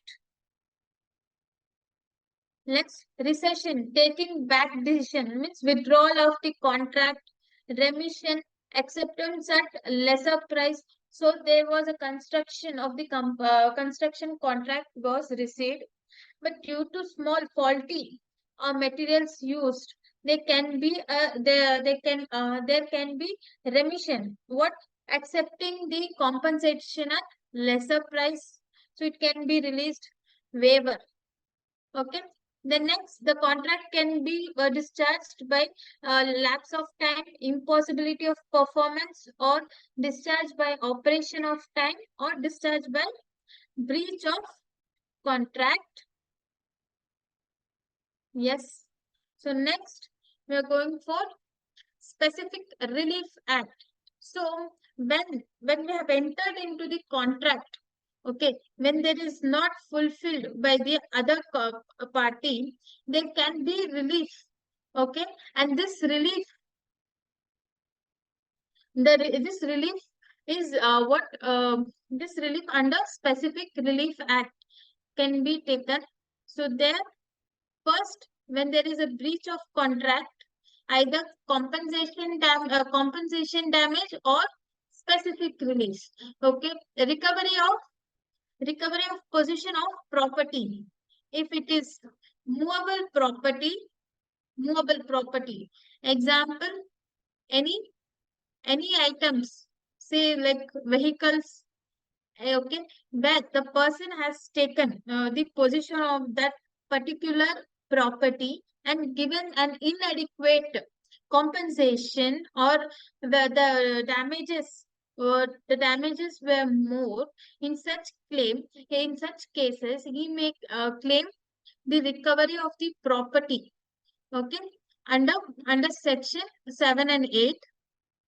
Then immobile property, where the person in possession of movable property is disposed without the consent or otherwise than in due of course of law. He is entitled to recover the possession of the immobile property. That is, so he can file a case within 6 months, 6 months from the date of possession. Okay, there is an exception that he cannot file against the government, and no appeal is allowed in the appellate court, and no review petition is maintainable. If the plaintiff has parted with the position voluntarily, he cannot file a case. Next, specific performance. Okay, when as per the contract, if the contract, as per the contract, the conditions are not performed as per the what the person, there is no performance, okay, as per the contract. In such case, the compensation is inadequate. Okay, he can claim the relief. Then rectification of instrument, when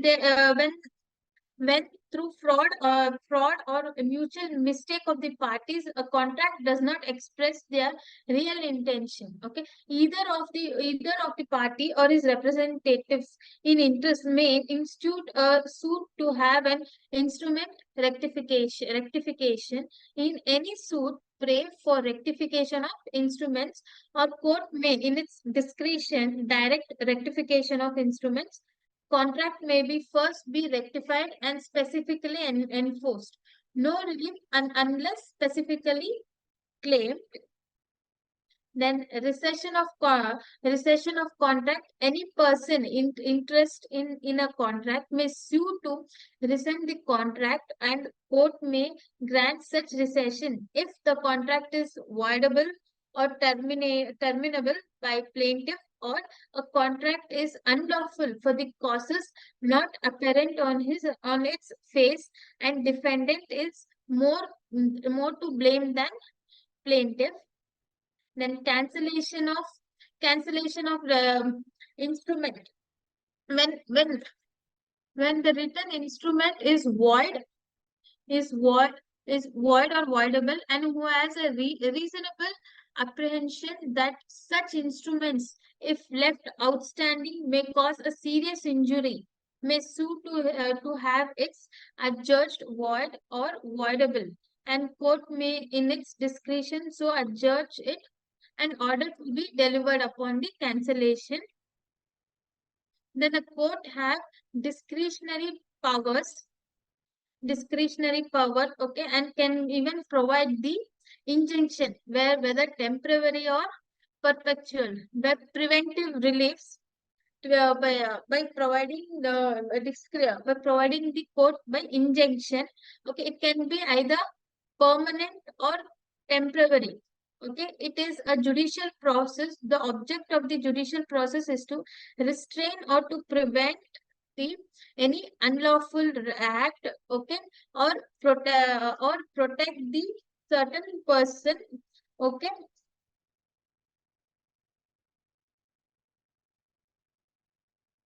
next, Sale of Goods Act. This act covers only movable movable goods.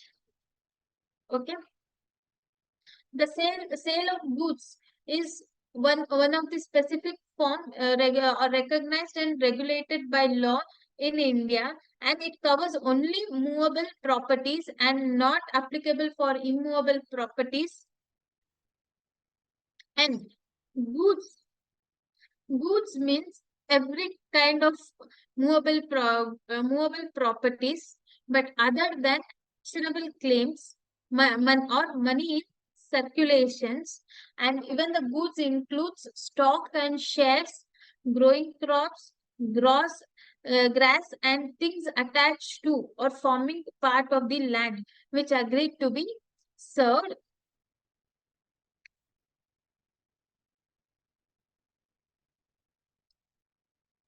So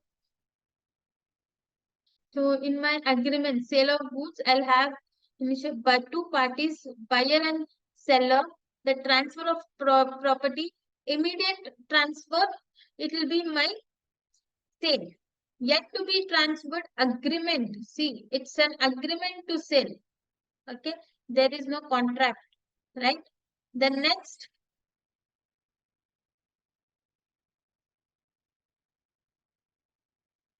then my goods where my existing goods as specific goods, in such specific goods are ready and identifiable at the time of the contract of sale is made. Example, a particular mobile phone which is available right now, okay, for this immediate sale.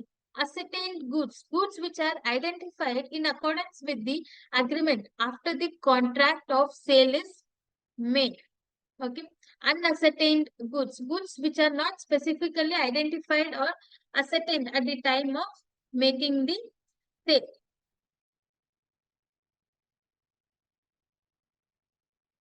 Next, price. The price is monetary consideration, and the money that should be of reasonable. Okay, reasonableness.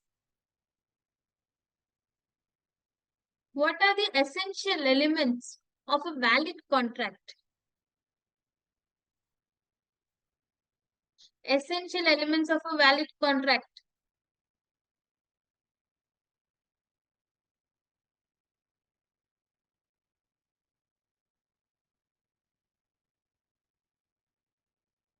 Members, yes.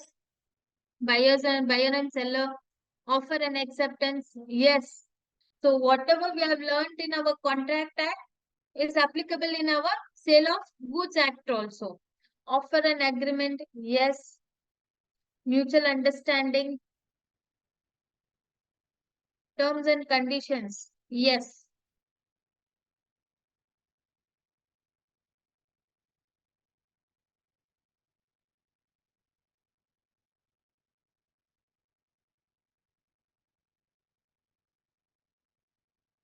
Time frame, yes.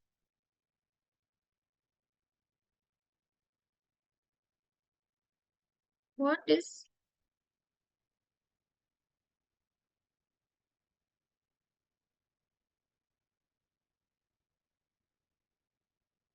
what is caveat emptor?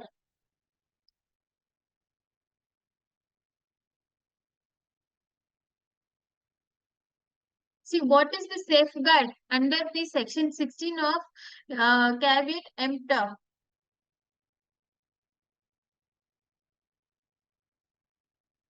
All RPL class students.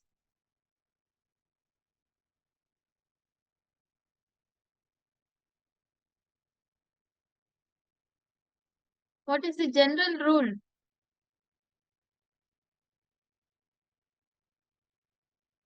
General rule. What do you mean by caveat emptor? Let the buyer be aware. Yes. So, okay. If I have the farm, okay, grazing of horses, okay, the Mr. A has come to my farm and he wants to purchase a, in that case, see, his duty to select, but he had not told me that he is purchasing the horse for the sake of race, horse race, right? But I knew that this horse is not fit for horse race.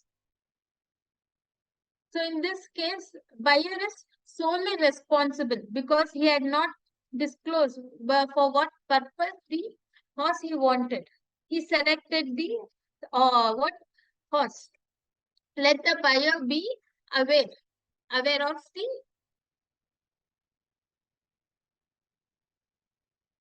let the buyer be aware of the item goods and conditions buyer had made known to the seller the purpose of his purchase and the buyer relied on the seller's skills and judgment and seller's business to supply of goods on that description. Okay, when these conditions he has not given to me, in such case buyer is solely responsible, not the seller. Yes.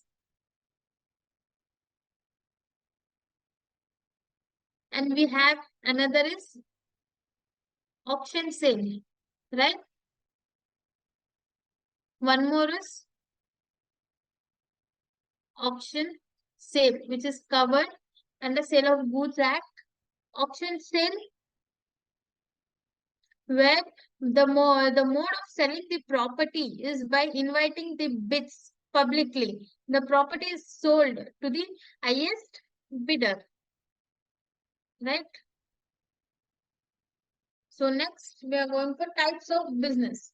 So types of business we have sole proprietor concern, Hindu undivided family HUF, partnership firm, limited liability partnership, one person company, Section 8 company, a private limited company. So each one and public limited company, each one will be discussing. Okay. So,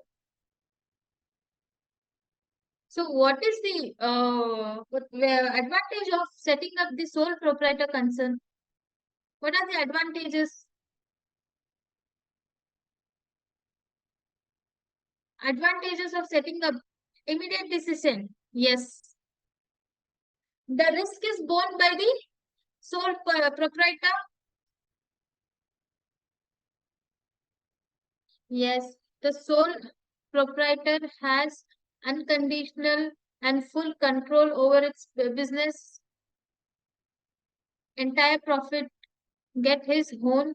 Yes. Sole means the individual his own property and all the control is in his hands. Then what are the limitations of sole proprietorship? Limitations of sole proprietorship.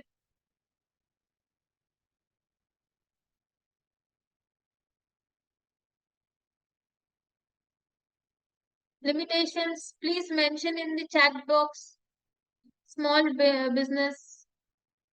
No, not up to 5 lakhs or 7 lakhs. To maximum 10 lakhs. Then afterwards you will be 30% slab only.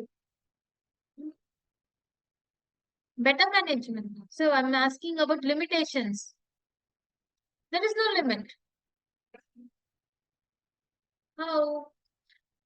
Same.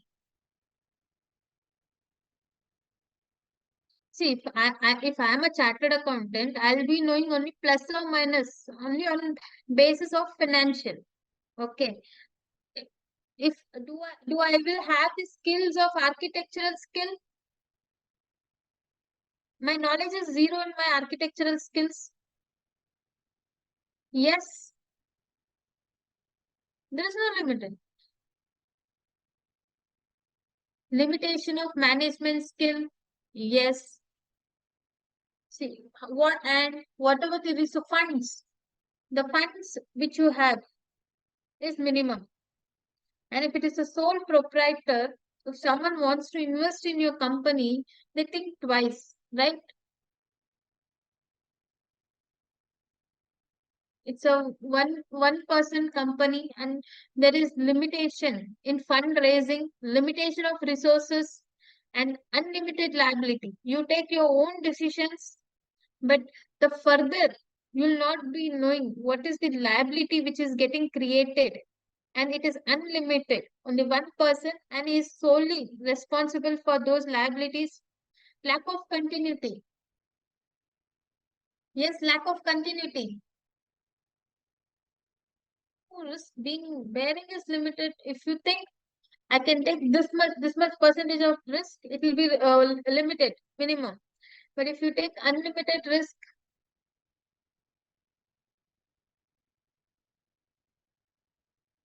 yes. And the formation, your own PAN card, individual's own PAN card, Aadhaar card, and establishment, what Shop and Establishment Act. So you need to file for Form C based on state-wise law relating to professional tax and registration under MSME Act, registration as a small-scale industry, state-specific, other related minor acts, and GST registration if your turnover limit increases to specified limit 40 lakhs or 20 lakhs. Okay. Then my partnership firm.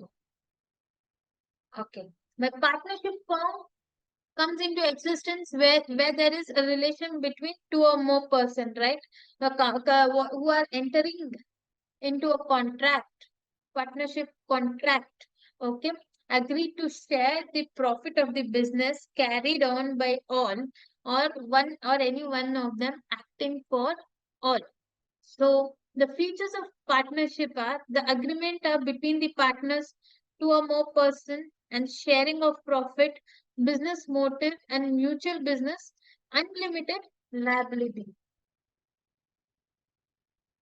Right? And the risk, the advantage of partnership firm is, so the management skills. So if I'm a CA and even one of my partner can be an architectural person, or one more person can be a real estate person, right? Okay. And large resources, easy to form, flexible, sharing of risk, combination of different skills.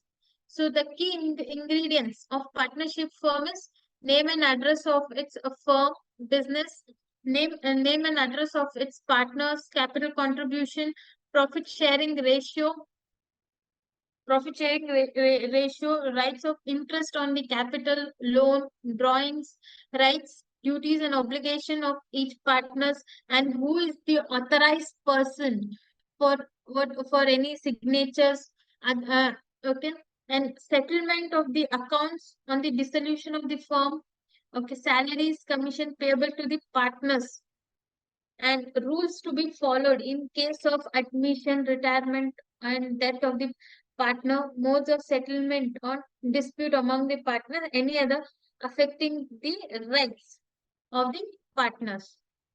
So, so recently the stamp duty also has got revised. Okay. So documents to be submitted with the register of the partnership firm to be registered. Application of a registration of partnership firm, Form 1, specimen of affidavit, and certified original copy of the partnership deed, proof of principal place of business. One doubt. Can an adult member and a minor join us? No, minor.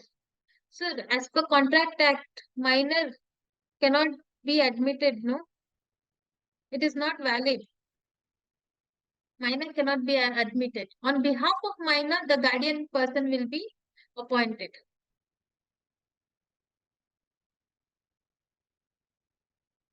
Yes, minor contract is invalid. On behalf of him, the guardian should be there, or any trust would be formed. So recently, when I got done with LLP also, to what they had taken 5,000 rupees for stamp duty amount. And for companies, it costed me for MOA and AOA 10,000. Recent, just last month, which I had got done registration. Yeah, partners Aadhaar should be submitted, sir. Partners Aadhaar should be submitted. Okay. Certified original copy of partnership deed and proof of principal, place of business. It can be either your rental agreement, okay, attached with additional like water bill, electricity bill, GST registration, 20 lakhs or 40 lakhs accordingly. Service or goods, right? MSME if required, professional tax registration. Then, so where if partnership will be registered state-wise in their what circle-wise, right? Circle office. Whereas LLP can be registered online under ROC portal. No witness, no other card required. So registration of LLP. So initially for LLP registration, okay. So, for LLP registration, the registration required by applying for name approval. Run LLP under what MCA in MCA portal. Obtain DSC of partners. If then next name after name approval, you file the Philip forms, and then in same form you will be getting the allotment of DIN numbers also, allotment of DIN number. After allotment, after getting the company incorporated, should file the LLP agreement within 30 days. Yes. So these are the basic documents. So whatever documents which we require for partnership firm, similarly is for LLP also. The documents from the what partners, PAN card, residence proof, what photograph, passport, mail ID, and mobile number for verification while for, filing the Philip form, proof of registered office address, rent basis rental agreement, and NOC from the owners. Additional document, utility bills like gas bill, electricity bill, telephone bill, etc. Okay. So my Philip form. So first, run LLP. The form for reserving the name will be filed. So my first step. The next is filing of form of incorporation. This to be submitted within 20 days. Okay. Please note, if the form is not filed within 20 days, the whatever the name got reserved, you cannot file the form. So in such case, again you need to pay 1,000 rupees and again file the run LLP form. Okay, but attach your old approval letter. So you will get the same name. Next, approval form 3.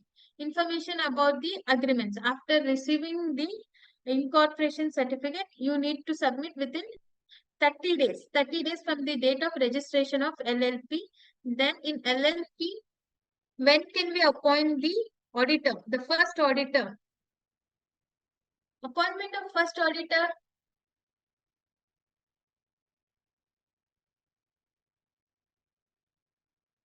So, what is the time limit for appointment of auditor in case of LLP? 30 days from when? Date of incorporation or what? 30 days from. Yes, before the end of financial year, means 31st of March. Okay. Who has not, who has incorporated the LLP in last year? Okay, I have not appointed the first auditor. Please appoint before. At least you can get the less late fees. Okay. Next, Form 8. Form 8, that is on or before the 30th of October of succeeding year, where the statement of accounts and solvency. Then Form 11, that is annual return. That is just the summary of the summary of the management affairs that needs to be filed before on or before of 30th of May. So this form 30th May by next month. In the LLPs you have, please file by next month. Clear?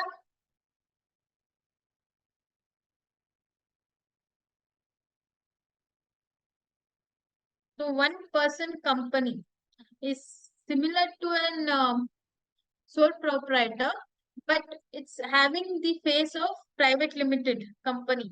So this private limited company at any point, okay, can be converted into, sorry, one person company can be converted into private limited company. Here the member is single member and single director. Okay, minimum one director, and the formation of one person company is very easy. And the privileges which the one person company enjoys that they don't want to conduct any annual general meetings, and cash flow statement need not be included in their financial statements, and directors could sign the annual returns too, and company secretary is not mandatorily required to be appointed. Provisions in regard to the independent directors are not applied to the OPC, and directors can take home more remuneration as compared to other companies. Right? And here also first name approval. Name approval, apply for DSC, then apply for DIN, name approval, then file these forms. Okay, the sole person, single individual member. Okay, single member. Okay, will file the forms. Okay, next here in in case of one person company, so INC 20 after incorporation, INC 20A needs to be filed, that is declaration of commencement of business within 180 days. 180 days means 6 months. Within 6 months of the incorporation, INC 28 should be filed. That is my first step. The next appointment of first auditor is within 30 days from the date of incorporation, and every year director KYC on or before the 30th of September. Then AOC for financial statements within 180 days from the end of financial year. MGT 7 annual return, that is within 60 days from the date of AGM. Since for one person there is no AGM, such case within 26th of November.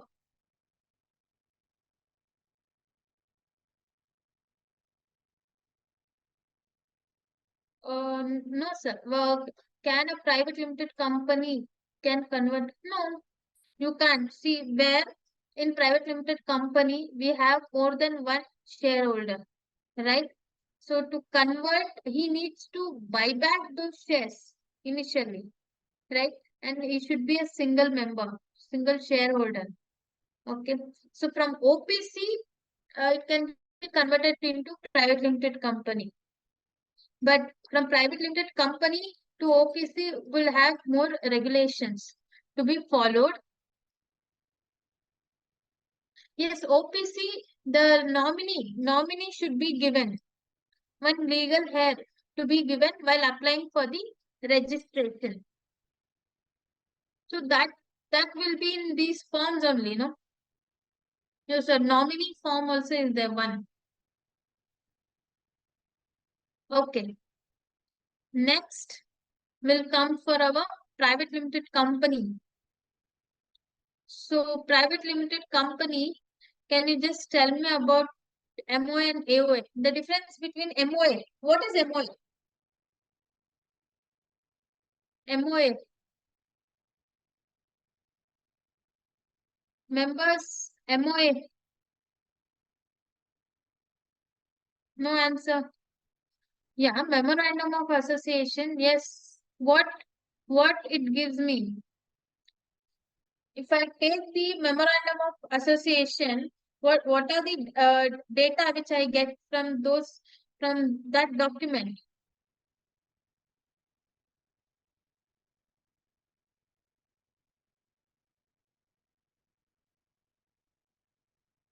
Objects of the association. Yes. See, in my memorandum of association, I'll have my name clause, right? And you will have A, B, C, D, E, F, right? Electronic MOA. Okay, their registered office clause, object clause, liability clause, and capital clause. So only the 5 points will be given in the MOA. What about AOA? AOA, you have a huge list. So initially in AOA, so initial investors, so your members, okay, your shareholders share, what is the share capital investment is given, and directors and their qualifications and appointment, powers to the directors is mentioned, remuneration and duties, right? The how the dividends is paid, those details are given in AOA, Article of Association, right? And what is the provisions to the company's borrowings, and the process of, at the end, if there is no smooth flow, there is no management, they can call for the winding up of the company. Next, what are the rights of the shareholder? So shareholders rights, voting rights. Can I call for viewing of books of accounts, financial rights to know financial position? Yes.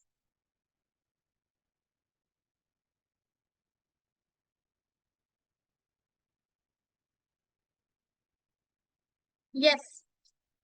Call for company's financial position. What about appointment of directors?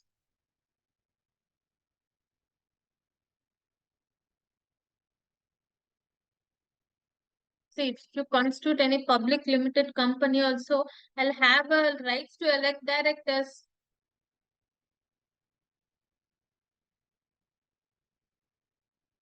See, when it comes to board, private limited company, the board's decisions will be there. Fewer times, the director is involved in any illegal activities. Okay, so the shareholder can take the action against the director, right? Because it will harm the interest of the shareholder. Like, what about appointment of company's auditor? Yes, annual general meeting participation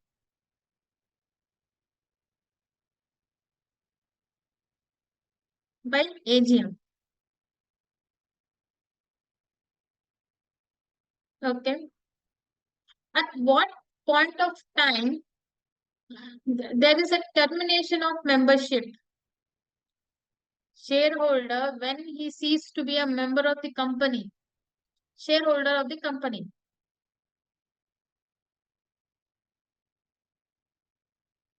Can a director remove the shareholder? No. Call money is not paid? Yes. Yeah, director cannot remove. Death, unable to be a director of the company. No. Transfer of share. Transfer of share, I immediately cease to be the director of the company, right?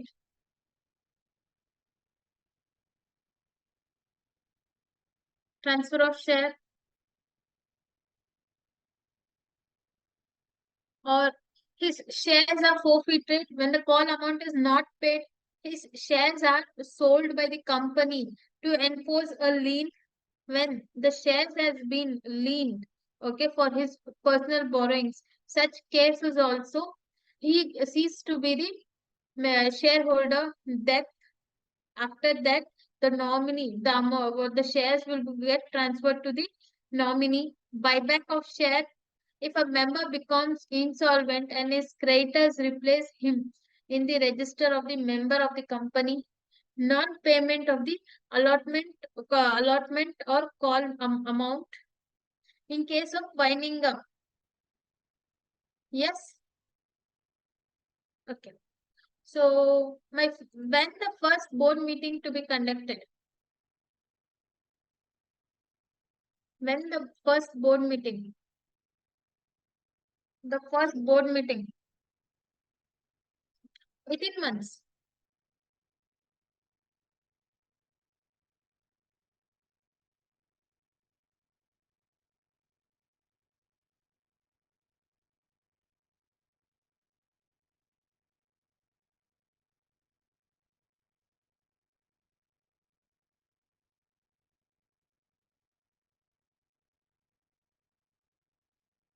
Within 30 days. Yes, within 30 days from the date of incorporation.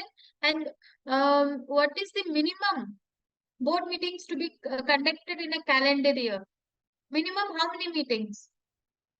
Yes, four meetings, minimum four meetings, and the gap between two meetings should not exceed 120 days. In case of OPC, one person company or Section 8 companies, this this board meeting one is not like at least minimum two meetings should be conducted, and that two meetings should not be less than 90 days. So what about AGM? So when the AGM should be conducted?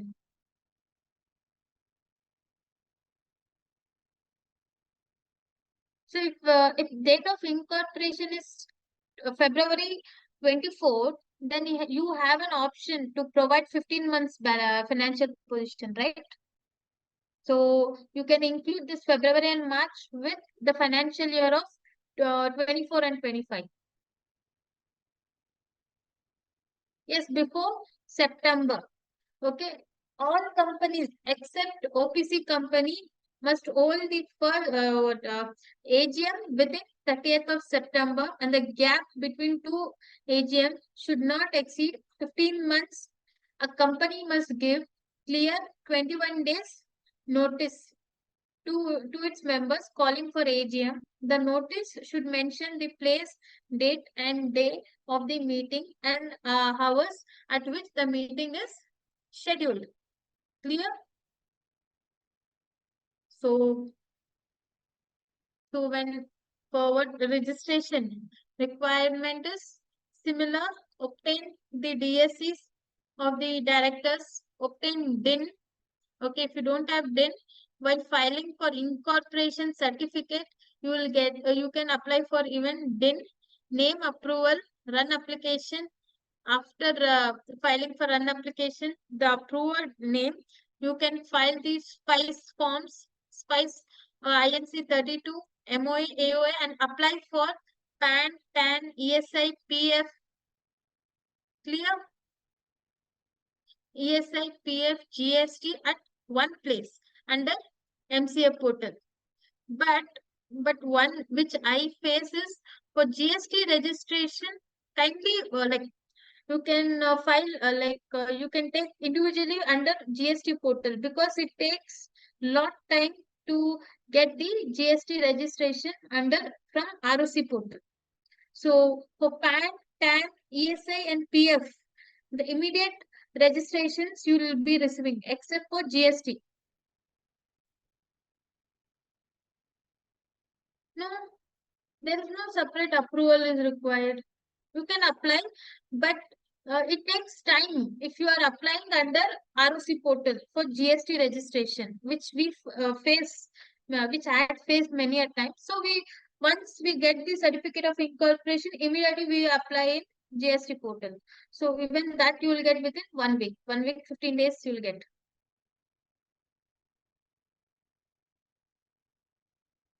So annual returns filing, AOC 4, MGT 7, and other returns are like DR 3, KYC. Yeah, even bank account can be opened easily. Okay. Then ADT 1, appointment of auditor. ADT 3, resignation of statutory auditors. Few forms to be required to file. Okay. DR 12, when there is a change in directors and any charge is created, like opening the mortgage loan on fixed assets. In that case, the charge should be created, that is within 30 days of the creation or modification of charge. So, Shop and Establishment Act. Yes.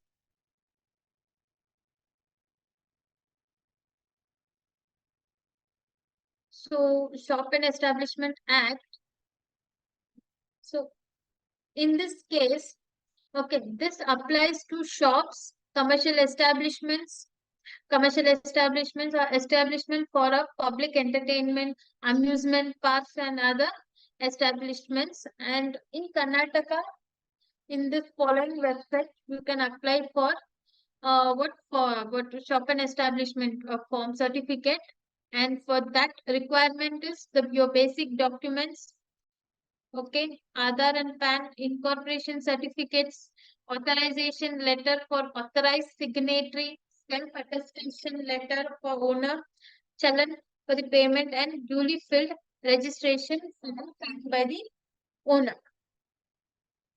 Yes, and this Shop and Establishment Act,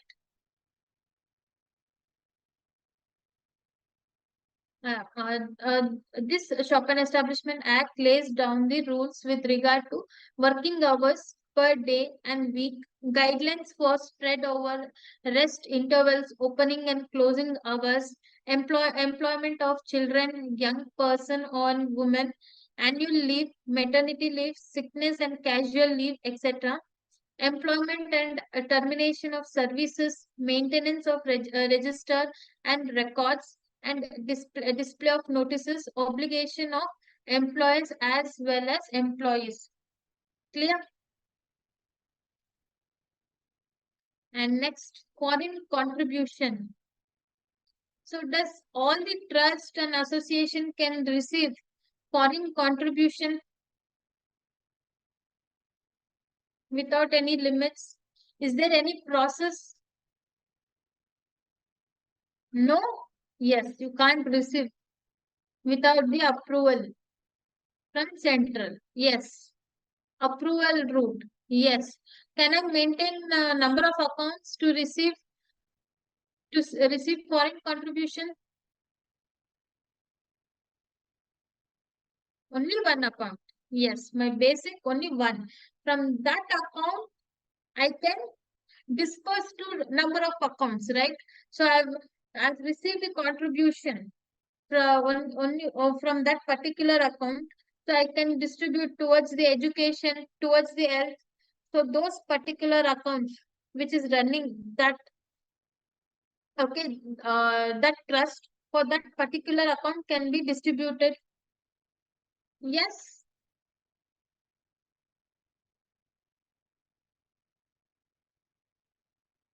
So regulate the acceptance and utilization of foreign contribution or foreign hospitality by specified person, and prohibits acceptance and utilization of foreign contribution or foreign hospitality for any activities detrimental to the national interest.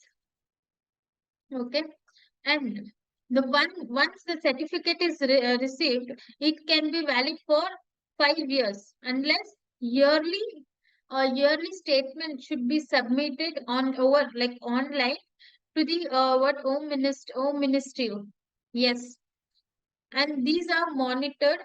Separate account to be maintained, and the initial before receiving any foreign contribution, it should be registered with the home ministry and maintain a separate account listing the donations received from the foreigners, getting it audited by a chartered accountant and submitting it to the home ministers every year. And who are debarred from receiving the foreign contribution? See, if you apply, you get the approval. Whether you are an NGO, trust, association, once you have a foreign contribution approval certificate, you can receive. Who are debarred? Who cannot receive foreign contribution?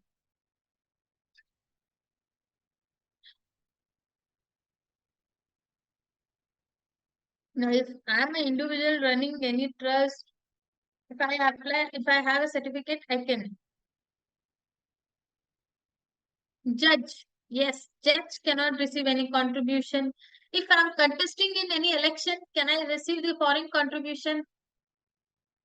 Contesting in any election? No. Yes. If I'm a chief editor of the newspaper? No. If I'm a government servant? Yes. The foreign contribution cannot be received if I'm a candidate contesting in the election, cartoonist, editor, publisher of a registered newspaper, judge, government servant, or employee of any corporation, member of any legislation or parties. Political parties. Okay. The reasons for registration certificate suspension. What type of reasons?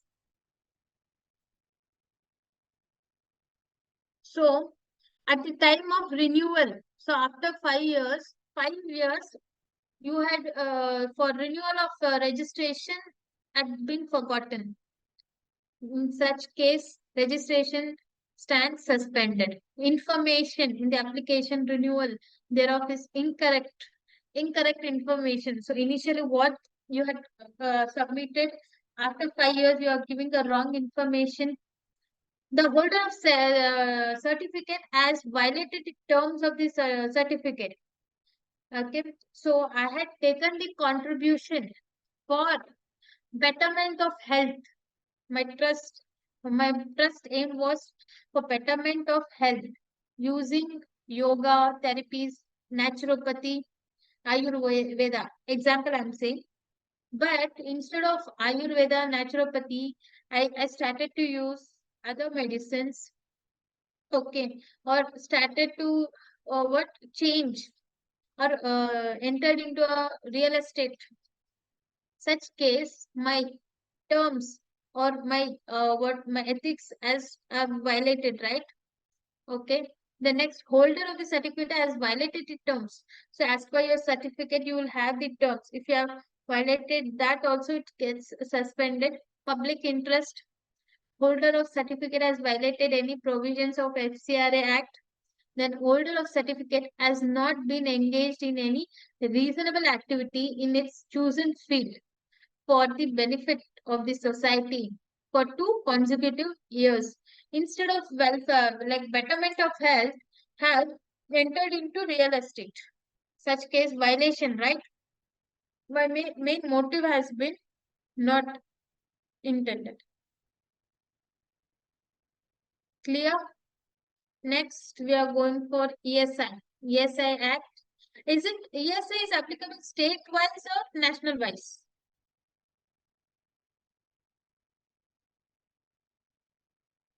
National-wise.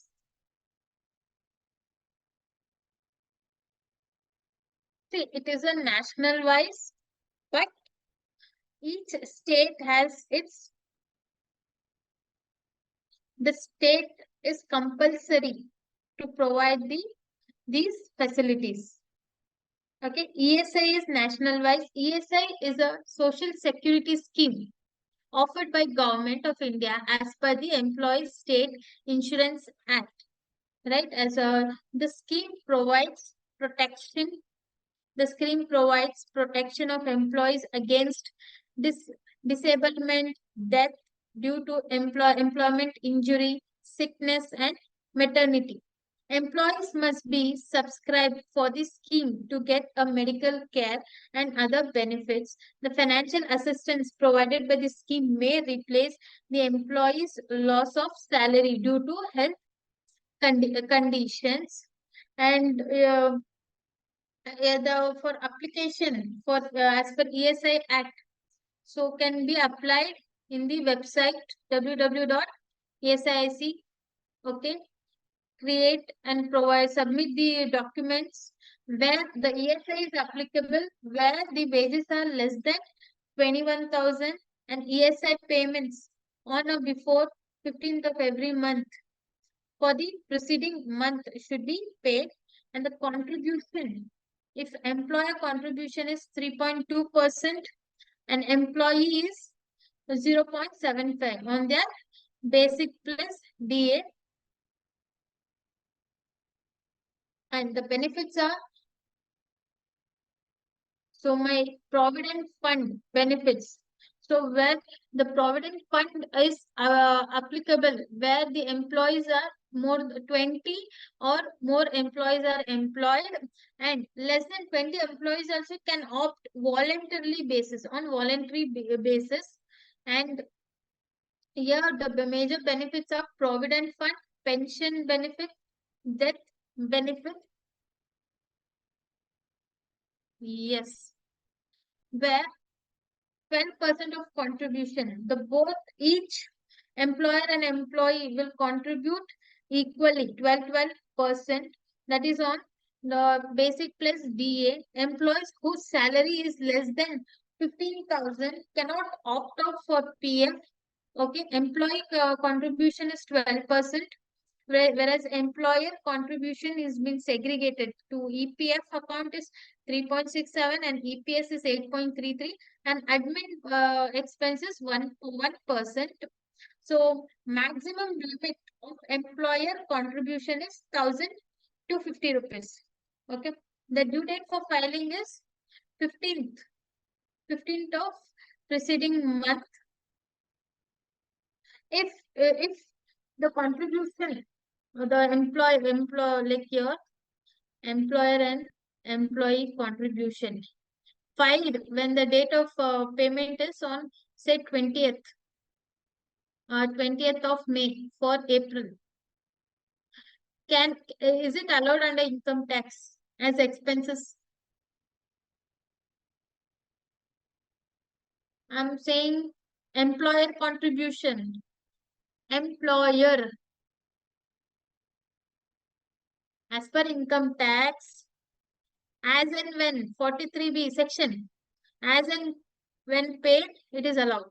Where employee contribution, you had already deducted the fund, right, amount, but you have not deposited within 15th. Such case, it is not allowed. Even though you are paying 20th of May, 5 days delay, employee contribution cannot be claimed as an expense. It will be added to the revenue. Right? Clear? My professional tax. So it is state-wise. Professional tax is at state-wise. Employee pay professional tax on a monthly basis, on salary scale, and due date of filing is 20th of subsequent month. So in Karnataka, so monthly, if up to, sorry, up to 25,000 nil. If more than 25,000, it is 200 rupees. Okay. Employer PT, employer required to pay professional tax 2,500 per annum. So due date for the payment is on or before 30th April. So now we have 14 days left to make payment of employer PT. Gratuity. Gratuity In Karnataka, it has become mandatory. Okay. So gratuity is payable to an employee. Okay, or in case of death. Okay, in case of death of an employee who has rendered a continuous service of 5 years. The continuous service of 5 years or more on his termination of the employment, superannuation, retirement, or resignation. The wages for the calculation is for calculation of gratuity basic plus DA. Your last drawn salary into 15 days. That is your half. 15 days is your half of the month. So average 26 days is calculated for month. Means your 4 Sundays are been excluded. 15 by 26 into number of years of continuous service. Okay. Then into last round salary into 15 by 26 into number of years of service. Okay. The amount of gratuity to an employee ceiling limit exceeding 20 lakhs. Okay. Before it was 10 lakhs. Okay. Ceiling limit is 20 lakhs. An employer on his voluntary basis, he can pay even more than 20 lakhs and up to 20 lakhs. Okay. Up to 20 lakhs under income tax, it is exempt. Next, bonus. Bonus Act. So every factory where 10 or more persons are employed with the aid of power on an establishment in which 20 or more are employed without the aid of power or on any day during the accounting year. Eligibility for bonus is an employee will be entitled only when he has worked at least 30 days in that year. The payment of bonus act is applicable on employees the wages drawing the wages salary up to 21,000, okay, per month. The payment of minimum bonus on employer. This is on employer, that is either 8.33% or rupees 100 on completion of 5 years. The first after the first accounting year, even if there is no profit, so maximum 20% of profit, okay, to be shared as bonus. Clear? So this is all about the regulatory laws.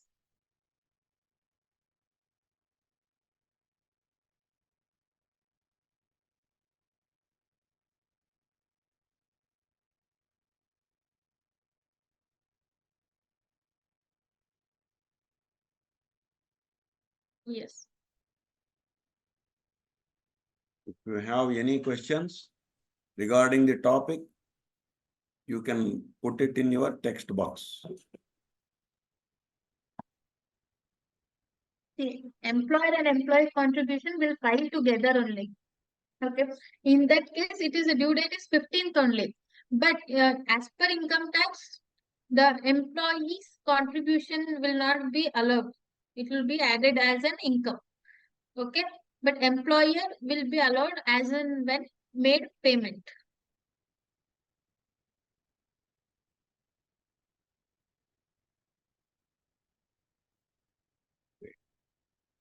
Okay, the detail that will be shared, material will be shared once it is received from madam. Okay. Up to due date of filing.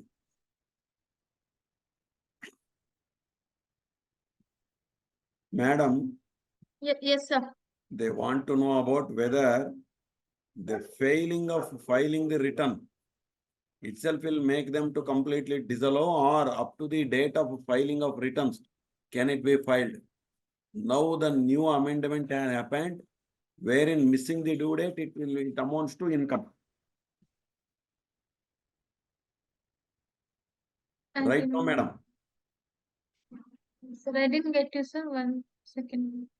When once the PF or ESI return is not filed in time, the money is not deposited in time, हाँ sir. they are asking whether it can be filed within the due date of our filing of returns. No, it can be filed, sir, but what employees' contribution you cannot claim as deduction when you're calculating the tax That's what liability. actually a fine tuning is required. If the money is not deposited in time, that will be treated as an income to that extent. Yes, sir. That everybody has to take note. In the past days, if the money is deposited before filing your income tax returns, it was allowed as deduction. Now it is not. Your share, you can pay it, okay, because however it is your contribution. But the money which is recovered from the employee, that cannot be held with you. So that's what actually that will be added back to your income. Minimum number of employees for PF applicability. What is the minimum number of employees required for PF applicability? 20, sir. 20. 20. Okay, the same details is to be mentioned in Form 3CD under income tax. Yes. Okay. Employees' contribution to be deducted to all employees up to 15,000 plus DA. Is it correct, madam? Yes, sir. 15,000. Yes, sir. Basic plus DA. Basic plus DA. Okay, LLP liability is limited to capital only.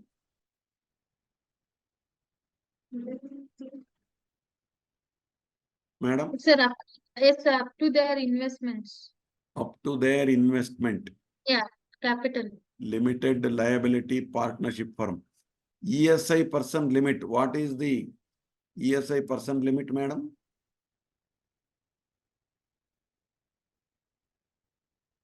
Sir, ESI, sir. Huh. Percent, no, sir. Madam? So where wages is less than 21,000. So ESI contribution is 4% altogether. In that employees contribution is 0.75%. No, number of persons. What is the criteria they are asking, I think, mostly? How many numbers should be there in a factory or in this one? So 10 or more, sir. 10 or more, and we have some motor capacity.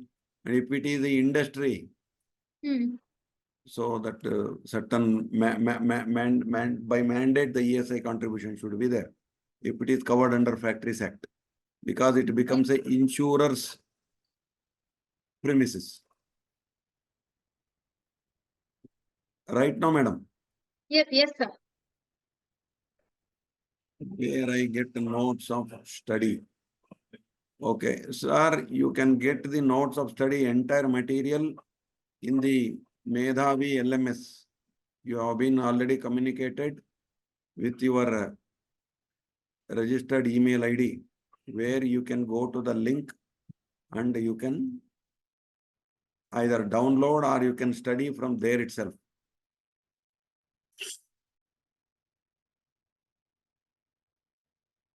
Srinivasa Muthukumara Swami. Sir, what is this 1,250? Sir, Yes. the ESI maximum limit. ESI? Maximum limit amount. Acha, maximum amount. Maximum amount. Sir, ESI is applicable only when the wages is less than 21,000. And maximum they deduct from employees is 0.75%. Employer contribution is 3.25. Right, sir. Right, sir. And only in PF, you have maximum limit of 1,250. That too in respect of employer contribution. ESI applicability if power oriented units. 10 HP. If they are having more than 10 HP, then they are bound to get registered under ESI. Voluntary registration, no limit. An employee salary 30,000. So employee share to be deducted and paid for 15,000. Madam, one question is there from Mr. Kabir. Yes, sir. An employee salary is 30,000. Yes, sir. So employee share to be deducted and paid for 15,000. Employee will be deducted on 30,000 only, sir. Employer share will be Employer's 1,000. share will be restricted to 15,000. Yes, sir. Employer is not contributing more than 15,000. Yes, sir. If the entry level itself is above 15,000, then I think totally that PF is not at all applicable, I think, no? Entry level. Sir, 15,000. Entry level. If they are coming in the lower slab and getting increments, then they are under that obligation. If the Yes, entry sir. level itself is more than 15,000, totally they are not at all coming under that provision at all. Yes, sir. Can take solo proprietorship also PF registration. Can Yes, a sir. sole proprietor can take the PF registration? Yes, sir. Unless when you have what employees 20 or more, and even on voluntary basis, PF Voluntary registration. basis, without any limit, you can participate in the social security. Okay. Madam has already shared the PPT in the chat box. Anyone can download it. It has been already kept in the chat box. Just you can download it.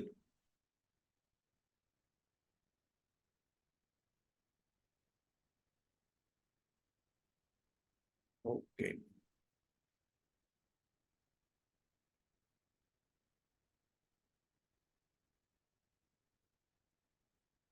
If employer agree, can deduct more than 15,000. Madam?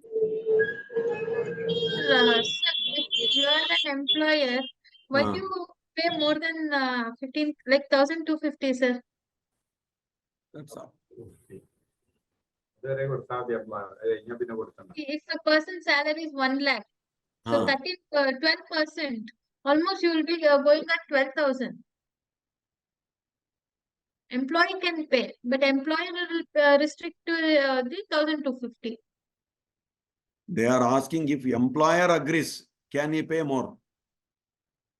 It is his wish, sir.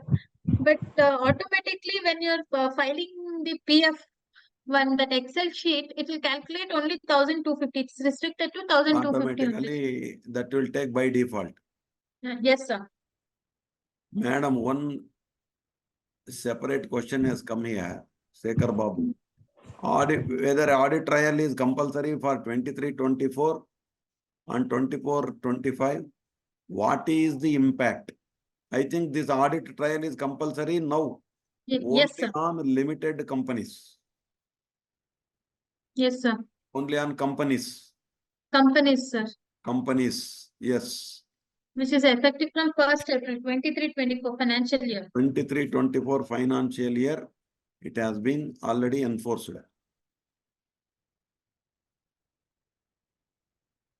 If employee salary is 20,000 and get overtime amount of 7,000 rupees and totally that amounts to 27,000, whether ESI is to be deducted or not. So one, it will be like OT charges if they have given in their pay slip separate as OT. OT charges in such case they'll take like basic and DA to calculate ESI. ESI. Yes. When once it above 21,000? ESI is not applicable, sir. Yes. They need to take separate insurance. or if Separate. they in their company, if they have insurance. Audit trail is compulsory for companies. Okay, okay. Morning, kindly share the morning session PPT. Okay, okay. What is the consequences of audit trail? What is the consequences of audit trail?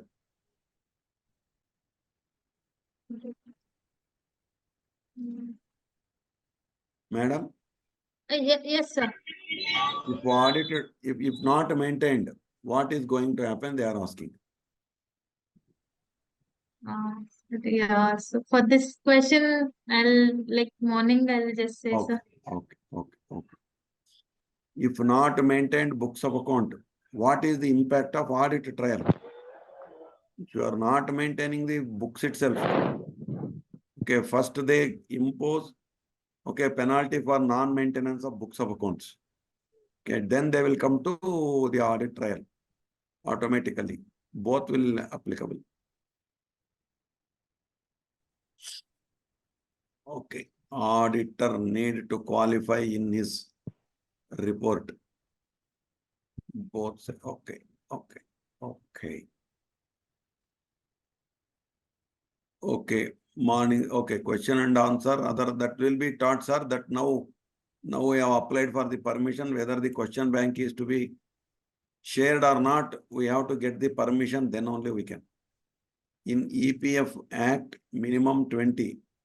In ESI Act, 10 is minimum. Is it correct, madam? Mariappan sir Yes, is sir. not. In Yes, PF sir. Act, it is 20. In ESI, it is 10 members. Yes, sir. Chances of getting scrutiny. Turnover limit. Turnover, sir, there is no turnover limit for audit trail. Audit trail for companies, those who are registered under MCA, they have to maintain in accordance to that manner only. Okay.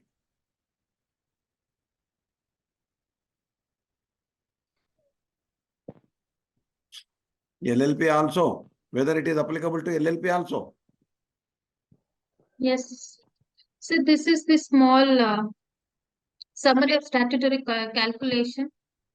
We can Summary of take this screen. calculation of So PF, PF. ESI, yes. What is the number of members?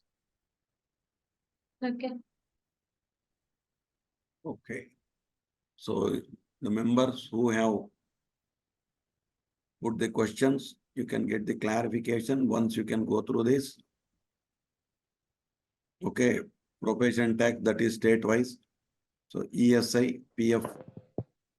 Okay. Bonus and gratuity. Okay.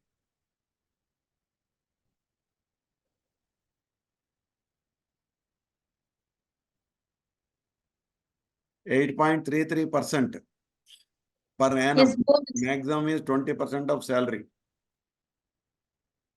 8.33. That means 1 month salary. Yes, sir. Into salary per annum we are given, sir. Per annum salary. Per annum. Yes.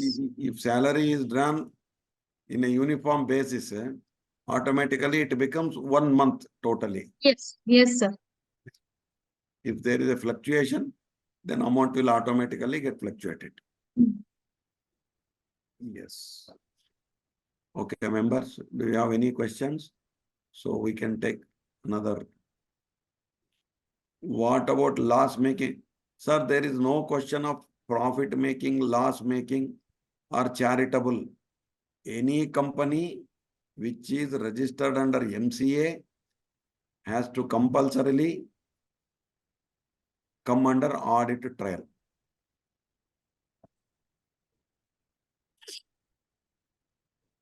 Okay. Okay. Arun Kumar is here. Mr. Arun Kumar.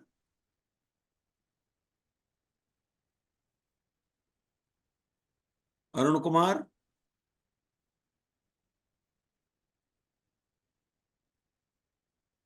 Okay, then now who are all raised a question? Murali Krishna. Yes, sir. G. Murali Krishna.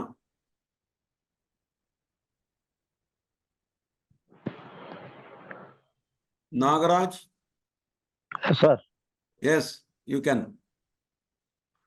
sir, when exam will come, sir? That I will clarify later. Now you put only the questions regarding this session. Okay, I will take it up later. okay. Okay. Okay. Murali Krishna. Karthik. Mariappan, sir.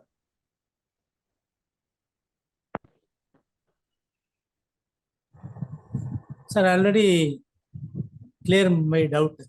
Cleared your doubt. Okay. Thank you, Thank sir. you. Karthik. Whether Karthik, you have any doubt? You want to talk?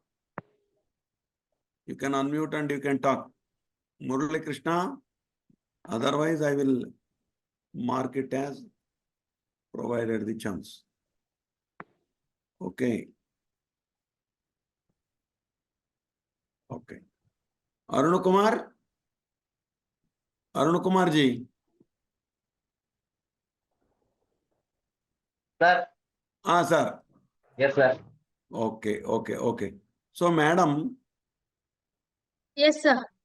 Madam, now we just would like to have some question bank regarding the examination. So you can or you can be with us, madam. It is at your liberty, madam. Okay, sir. Okay, madam? Yes, sir. Okay. Arun Kumar ji, you can share the screen of that our business regulatory laws in Word format so that we can put some questions before them so that they will get a thought process in what manner they have to study. Sir, You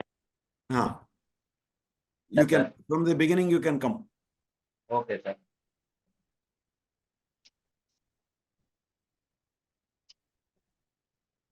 From the first page, just we will give an idea. You can come to the first page. No, you come to the first itself. No problem, sir. You can come from the first page itself. Business regulatory laws. Okay. So, just, no, that is all not required. Just we can go by just putting some questions before them. Okay, a very successful organization gets success by following a systematic procedure. This procedure is called what? Whether it is management, controlling, coordination, planning. So the management, the answer is management. In this manner. So you can roll on, sir. You can just roll on and take one or two important questions in it, just for the sake of developing the aptitude among them. Okay. Okay. Okay. You take one or two. You have some 200 pages. You can roll on. No problem.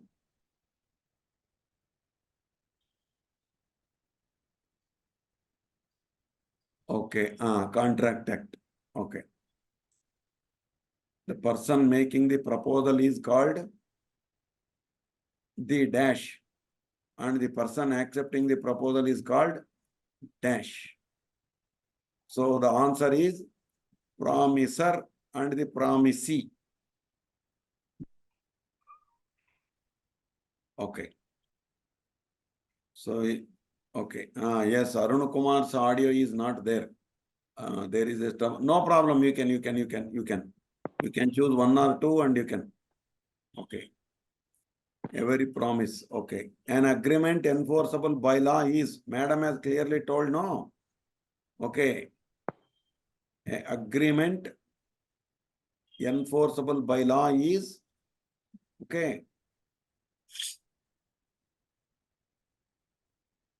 Yes.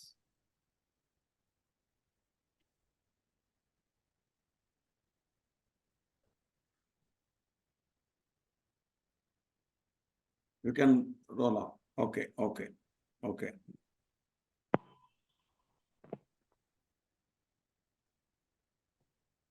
An agreement not enforceable by law is said to be what? Void. Null and void. We generally call it as null and void. Okay. Roll on, roll on. So these are all the questions that will be asked. Just a minute, the question number 13. Okay, the Indian Contract Act 1872, which was enacted on 25th April 1872, came into force with effect from which date? From 1st of September 1872. Okay. Okay. Okay. A proposal, sir, you take that 14. So let us put some light on this topic. So a proposal is defined as what? When one person signifies to another his willingness to do or to abstain from doing anything with a view to obtaining the assent of that other to such act or abstinence, he is said to make a proposal. So abstain. Why the word abstain is being mentioned here? Abstain means, even for your kind information, that is called as tolerance. Sometimes the tolerance. So this has been used in the GST Act. In the first word begins from GST definition is auctionable claim. So abstain from doing anything is a auctionable claim. So that's what actually everything begins from a proposal. Okay. Take question number 12, sir. Somebody has texted here question number 12. Okay. A contract which ceases to be enforceable by law becomes void when it ceases to be void.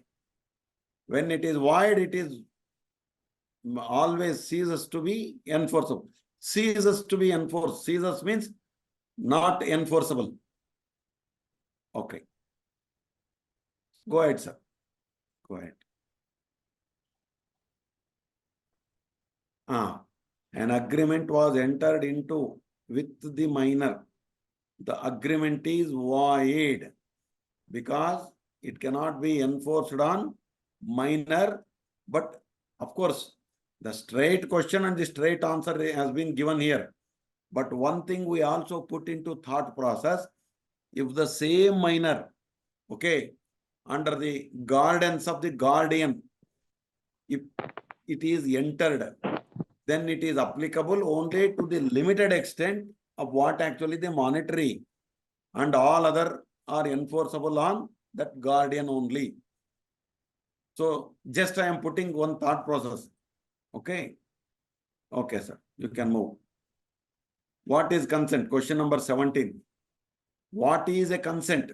Generally, we call it as offer and acceptance. Okay. So that is called consent. See, the consent means two or more persons are said to consent when they agree upon the same thing with the same sense. The word by word and the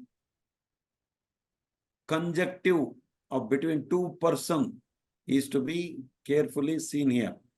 Okay. So you can see answer number A also. Two or more persons are said to consent when they agree. It may give you the same meaning, but you have to go what actually the intact of the words used.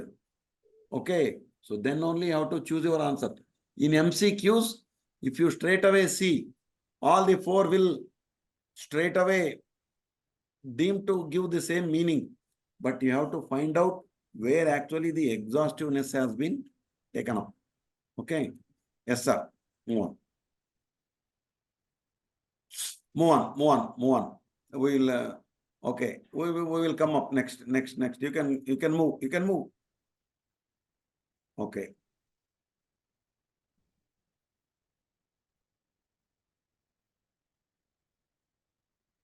Here you can take 28.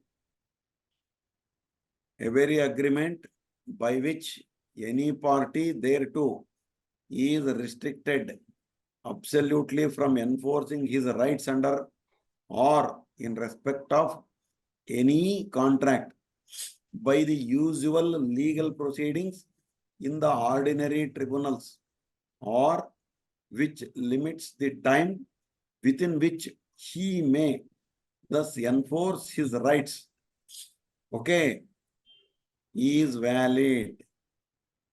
Okay, that validity alone will come into picture. Move on, sir.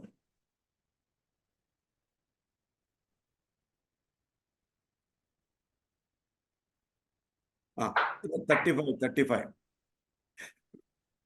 The consideration or object of an agreement is lawful unless, okay, unless. So 1, 2, 3, A, B, C, all the three are applicable here.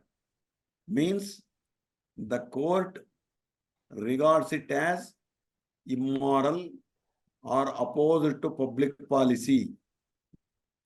It is forbidden by law or is of such a nature that if permitted, it would defeat the provisions of any law, is fraudulent or involves or implies injury to the person or property of another.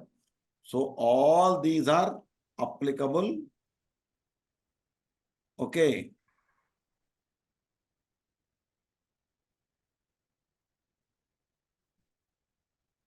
Move on, sir.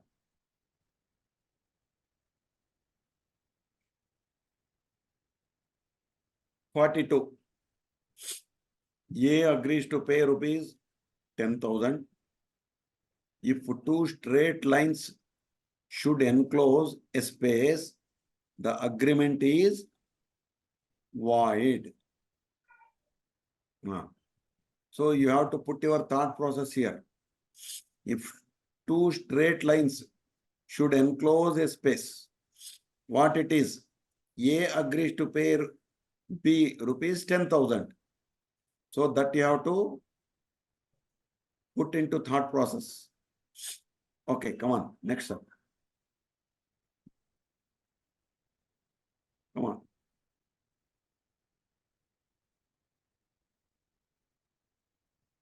Roll on.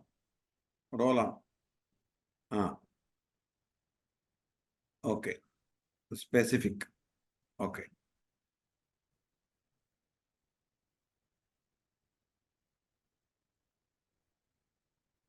Okay.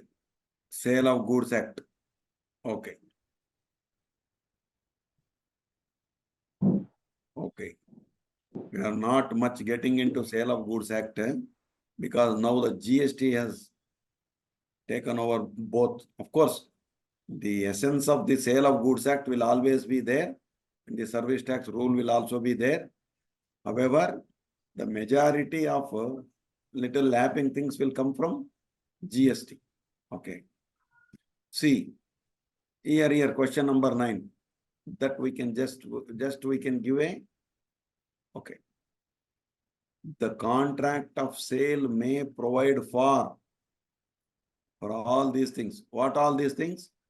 The immediate payment of the price, the delivery or payment by installment, or that the delivery or payment of both shall be postponed, the immediate delivery of the goods. All these should be there. But now, one thing you should keep in mind, okay, the GST law by virtue of section 16(2)(c), okay, and the MSMED Act, okay, and the imposition of especially that clause 43BH. So all these now will have a overriding effect on this. Okay, this is a basic essence of Sale of Goods Act. Next, sir.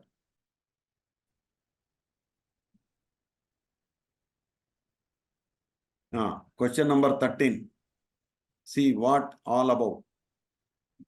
When a seller can sue the buyer, the seller can sue the buyer when he may ask for the damages for non-cooperation of the goods. Okay. Sue for damages for repudiation of the contract.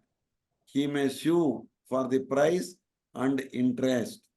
So all these we have to take it in a light spirit, but other lapping effects we have to study well. Move, sir. Move. You can go to next topic itself.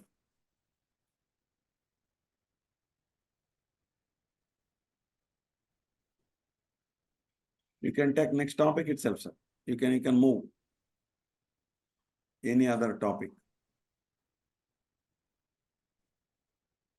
Okay. Setting up of business outside and issues.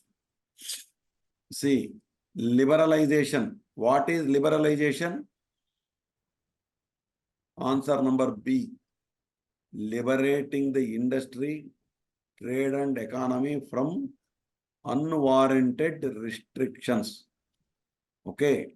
So that what actually we call ease of doing business. We are enacting ease of business and all that liberalization. They say no. So that should be there. Okay. That is the main essence. Go up, sir. You can go up next. You can go to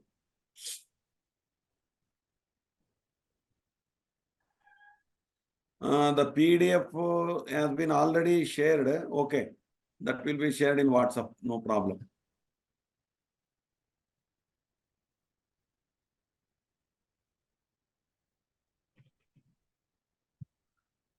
Go up.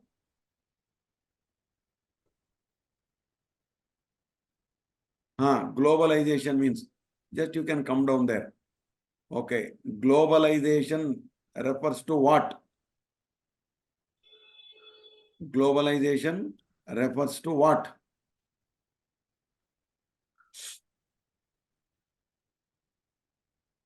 Okay.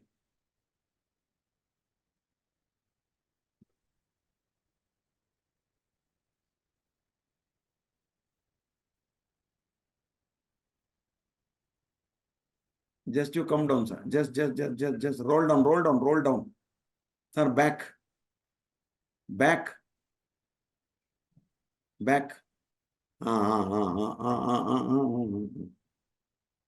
Some more. Up.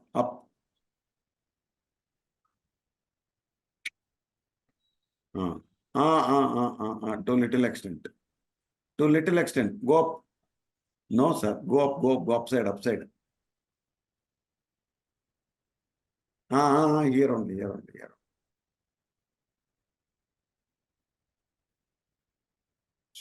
No, sir. Both should come at once. Both screens should be there. You reduce the size of the screen, then we can get it.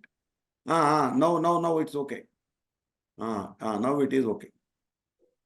Because we are giving just a thought process, how the questions will come, and what would be the answer and why it would be the, okay. That's what actually. Globalization refers to, okay, more integrated and independent world. That's not A means not A more integrated and independent world. So you know about LPG, liberalization, okay, privatization and the globalization. Move, sir. Conversion of business entities, all it, okay. You can move. That all we can come once we share the exhaustive details. That can be. Yes, move on, sir. You can move. Just you can get there. Yes. Question number 13. From the below given options, which statement describes the numerical values? Okay. Numerical means strictly adopting only to the figures. Okay. A plan, it is exhaustive. A forecast is a future, this one. A estimate is separate. But a budget gives only the numerical values. Budget means budget. Okay. Estimate means a different one. Forecasting is different one. So planning is combining all. So that where we have to put our thought process. Move, sir.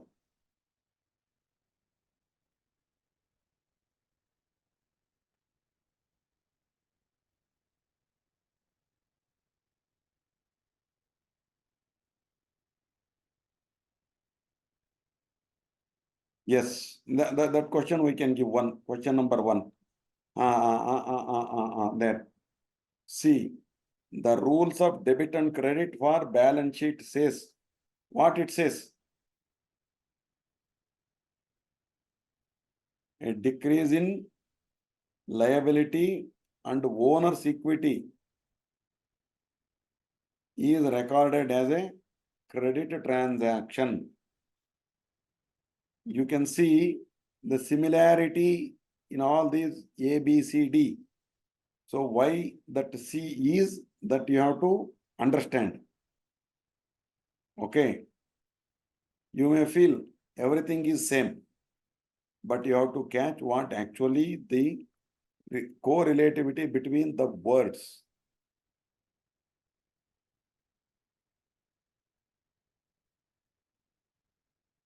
Move.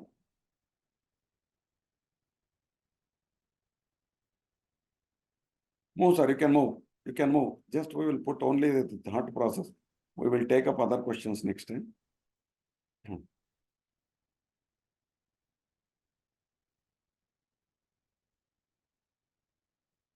Current ratio. Just we can give what is current ratio? What is current ratio? Generally, we give project reports, no? Current ratio. Generally, that the banks will ask, what is current ratio? When you give the project reports. So the current assets and the current liabilities only to the extent of immediate disposal and immediate realization.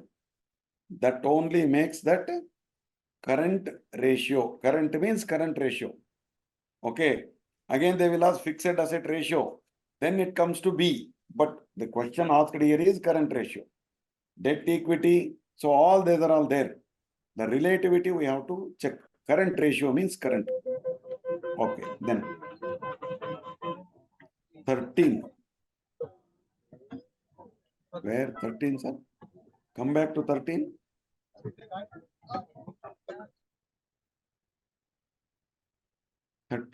Okay. The account that records expenses, gains and losses is called as nominal account. Yes. There are only 3 accounts. Nominal account, personal account, real account. So whatever real account is always cash. Personal account means you know. So there must be a debtor and creditor, receiver and payer.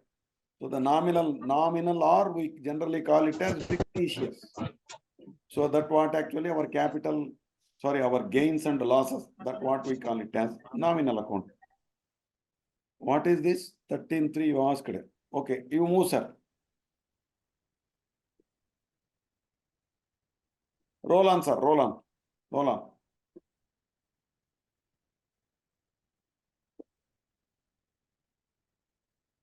Just come down, sir. Just come down, sir. Just.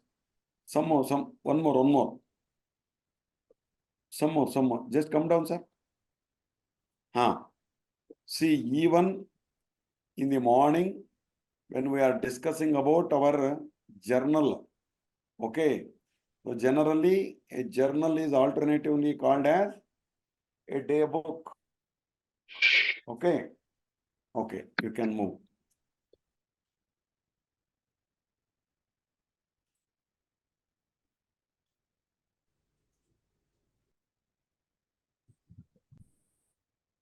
Go ahead, sir. Go ahead. Go ahead. Just roll on. One or two topic, one or two. Just we will take how the questions will come. The Trade Union Act 1926, where it is applicable. Okay. The Trade Union Act is applicable to unregistered trade union only. Because? Why because? Yes, move, sir.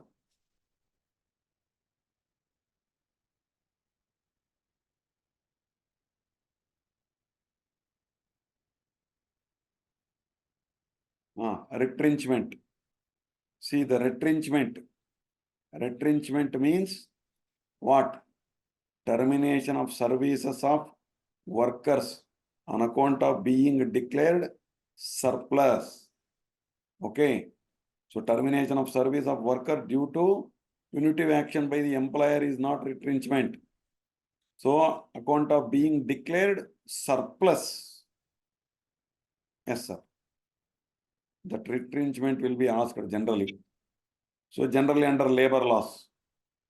Okay, you can move. Just you can move. Move. Slow.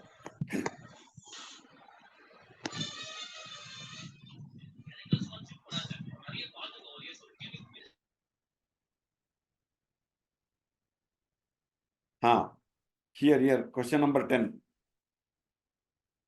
So generally we all handle this, no? Who had formulated the Employees Provident Fund scheme? Where it comes, whether it comes from state government or central government. It comes to the central government. Okay. Yes. Next.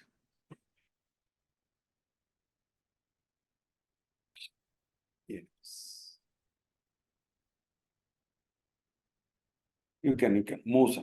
Move, sir. All these Protection Act, all. Just we will have some 5 questions on this. Okay. No problem. Just you can move. All this will be made available once the permission is received. Okay. Move. This dormant company and other things. Let us not put ourselves much into it. Move.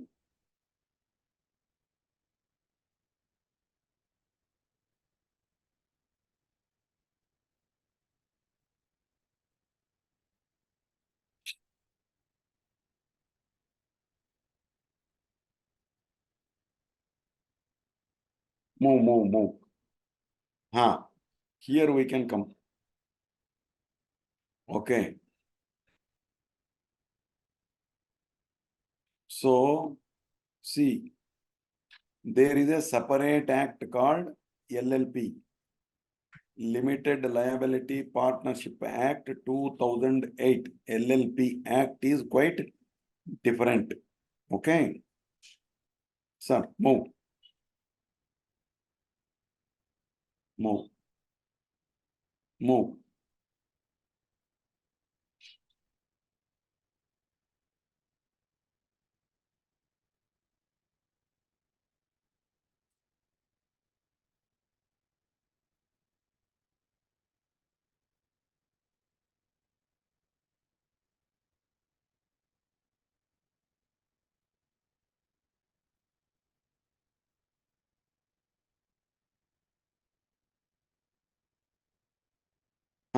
Just here.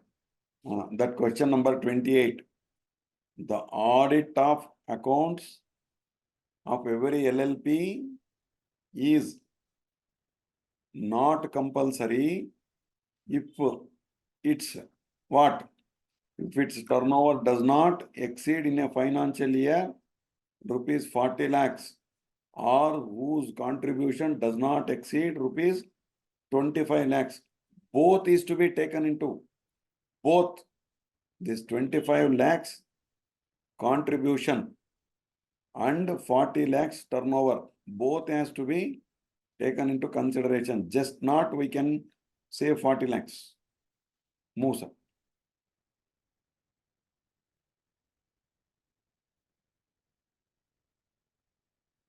Okay, sir. You can close down, sir. You can close down, sir. We will come back to general questions now. Okay. So now you can put on any questions. Now you can text any questions in the text box. So that will be taken care now. Okay.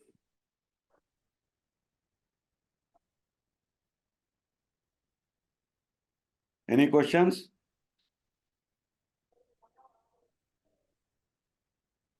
Or you can unmute and you can also talk. Mr. Shiv Prakash or Shiva Prakash?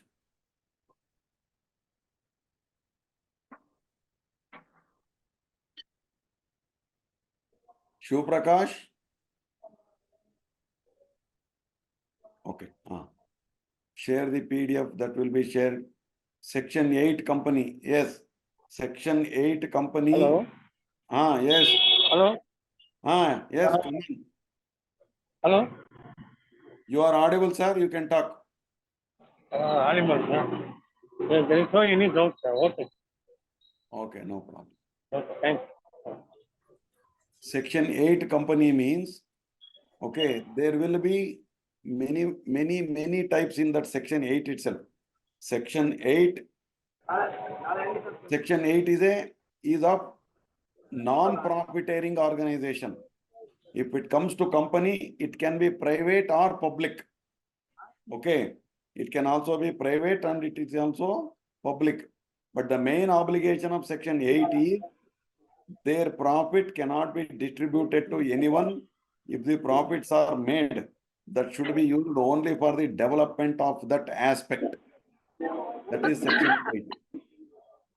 Exam dates will be announced in this week, sir. Just we are totally keying all the things. The exam dates will be, there will be no dates. You can book anytime. You can write the exam online from your home or office. Anytime you can take it up. Not an issue. There will be no date and no place and no time specifically mentioned. Only in that time, this place you have to come and this time you have to mention. That will not be a restriction there. Okay. User ID and password need for download the study material. Sir, you go to LMS. Just I will share the screen here. LMS. Anybody who are communicated? Okay. Sir, good evening, sir. Yaru, who is? Sir, Venkatramana speaking, sir. Yes. Sir, I have a small doubt on this GST notice. You said Just a minute. We are not taking any GST here. We are talking about the accounts and the business regulatory laws. And a question has come here regarding the opening of the study material. Just I am putting that on, then I will take your questions. okay, sir. Thank you, sir. So anybody who has communicated, okay, with your email ID, okay, that is your username. You can go to the password LMS at 123 in lower caps and you can open it. See, for example, it will be like this. Once you put it, automatically the books will get opened.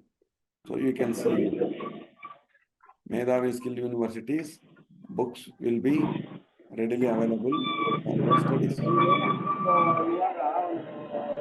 Okay. User ID is your registered email ID itself. Okay, and password is those who have entered in RPL. Their password is LMS at 123. Okay, you can change your password on your own. Mock test samples will be provided very soon, sir. PPT will be shared. Okay. Sir, GST questions, we will take it in GST session. Otherwise, everything will get totally despaired here, sir. Sir, how can I get study material? Study material have been already sent to you. You can go to Medhavi Skill University's LMS and you can put your email ID as your username and the password is LMS at 123. Morning mock test Arun sir. That will be, sir. It has been sent for permission. Once the permission is received, then it will be. Tomorrow's subject will be GST. Okay. ITC. Oh, okay. No. Okay. LMS not opened. Bala Subramanian. Just a minute. Bala Subramanian. I will try to open this one.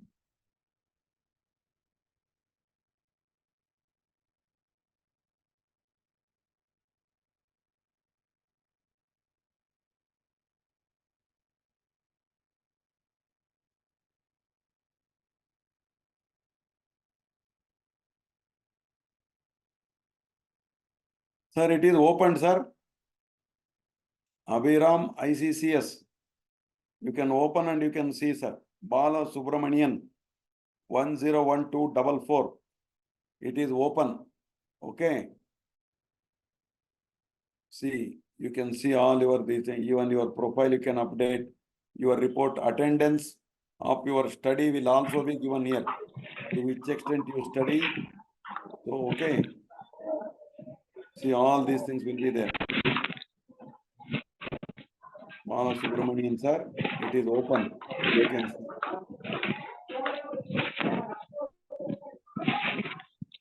Okay. Abuji, you want to talk? Yes, sir. Yes, sir. You can. Sir, my name is Abu, sir. Abu B, sir. Okay. Registered in the Institute of Chartered Tax Practitioner. My name is Abu BB. So wrongly mentioned, sir. Abu BB I mentioned. Yes. Abu B. Yes. Okay. Abub, ABU only. Oh, ABU only. Not ABUB. ABU. You are from Palakkad. Yes, right, sir. Okay. That I have taken note of it. That will be sent, sir. Okay, sir. Thank you, sir. Okay. I have passed the NASIN exemption. Sir, in RPL, there will be no exemption because that will be only taken for. But however, the GSTP you have passed, to the extent of GSTP exam, that will be taken care, sir. Only for GST. I have completed CA Inter. Is there any exemption? For in RPL, there will be no exemption because there is no other test to check the ability of compliance. It is totally taken as a compliance and nothing to do with all the domain of chartered accountants here, sir. Because the chartered accountancy is a higher and we have a high regards to that one. But our line is quite different, sir. Okay. If it comes only for the regular route, then only that accounts will be exempted there. Okay.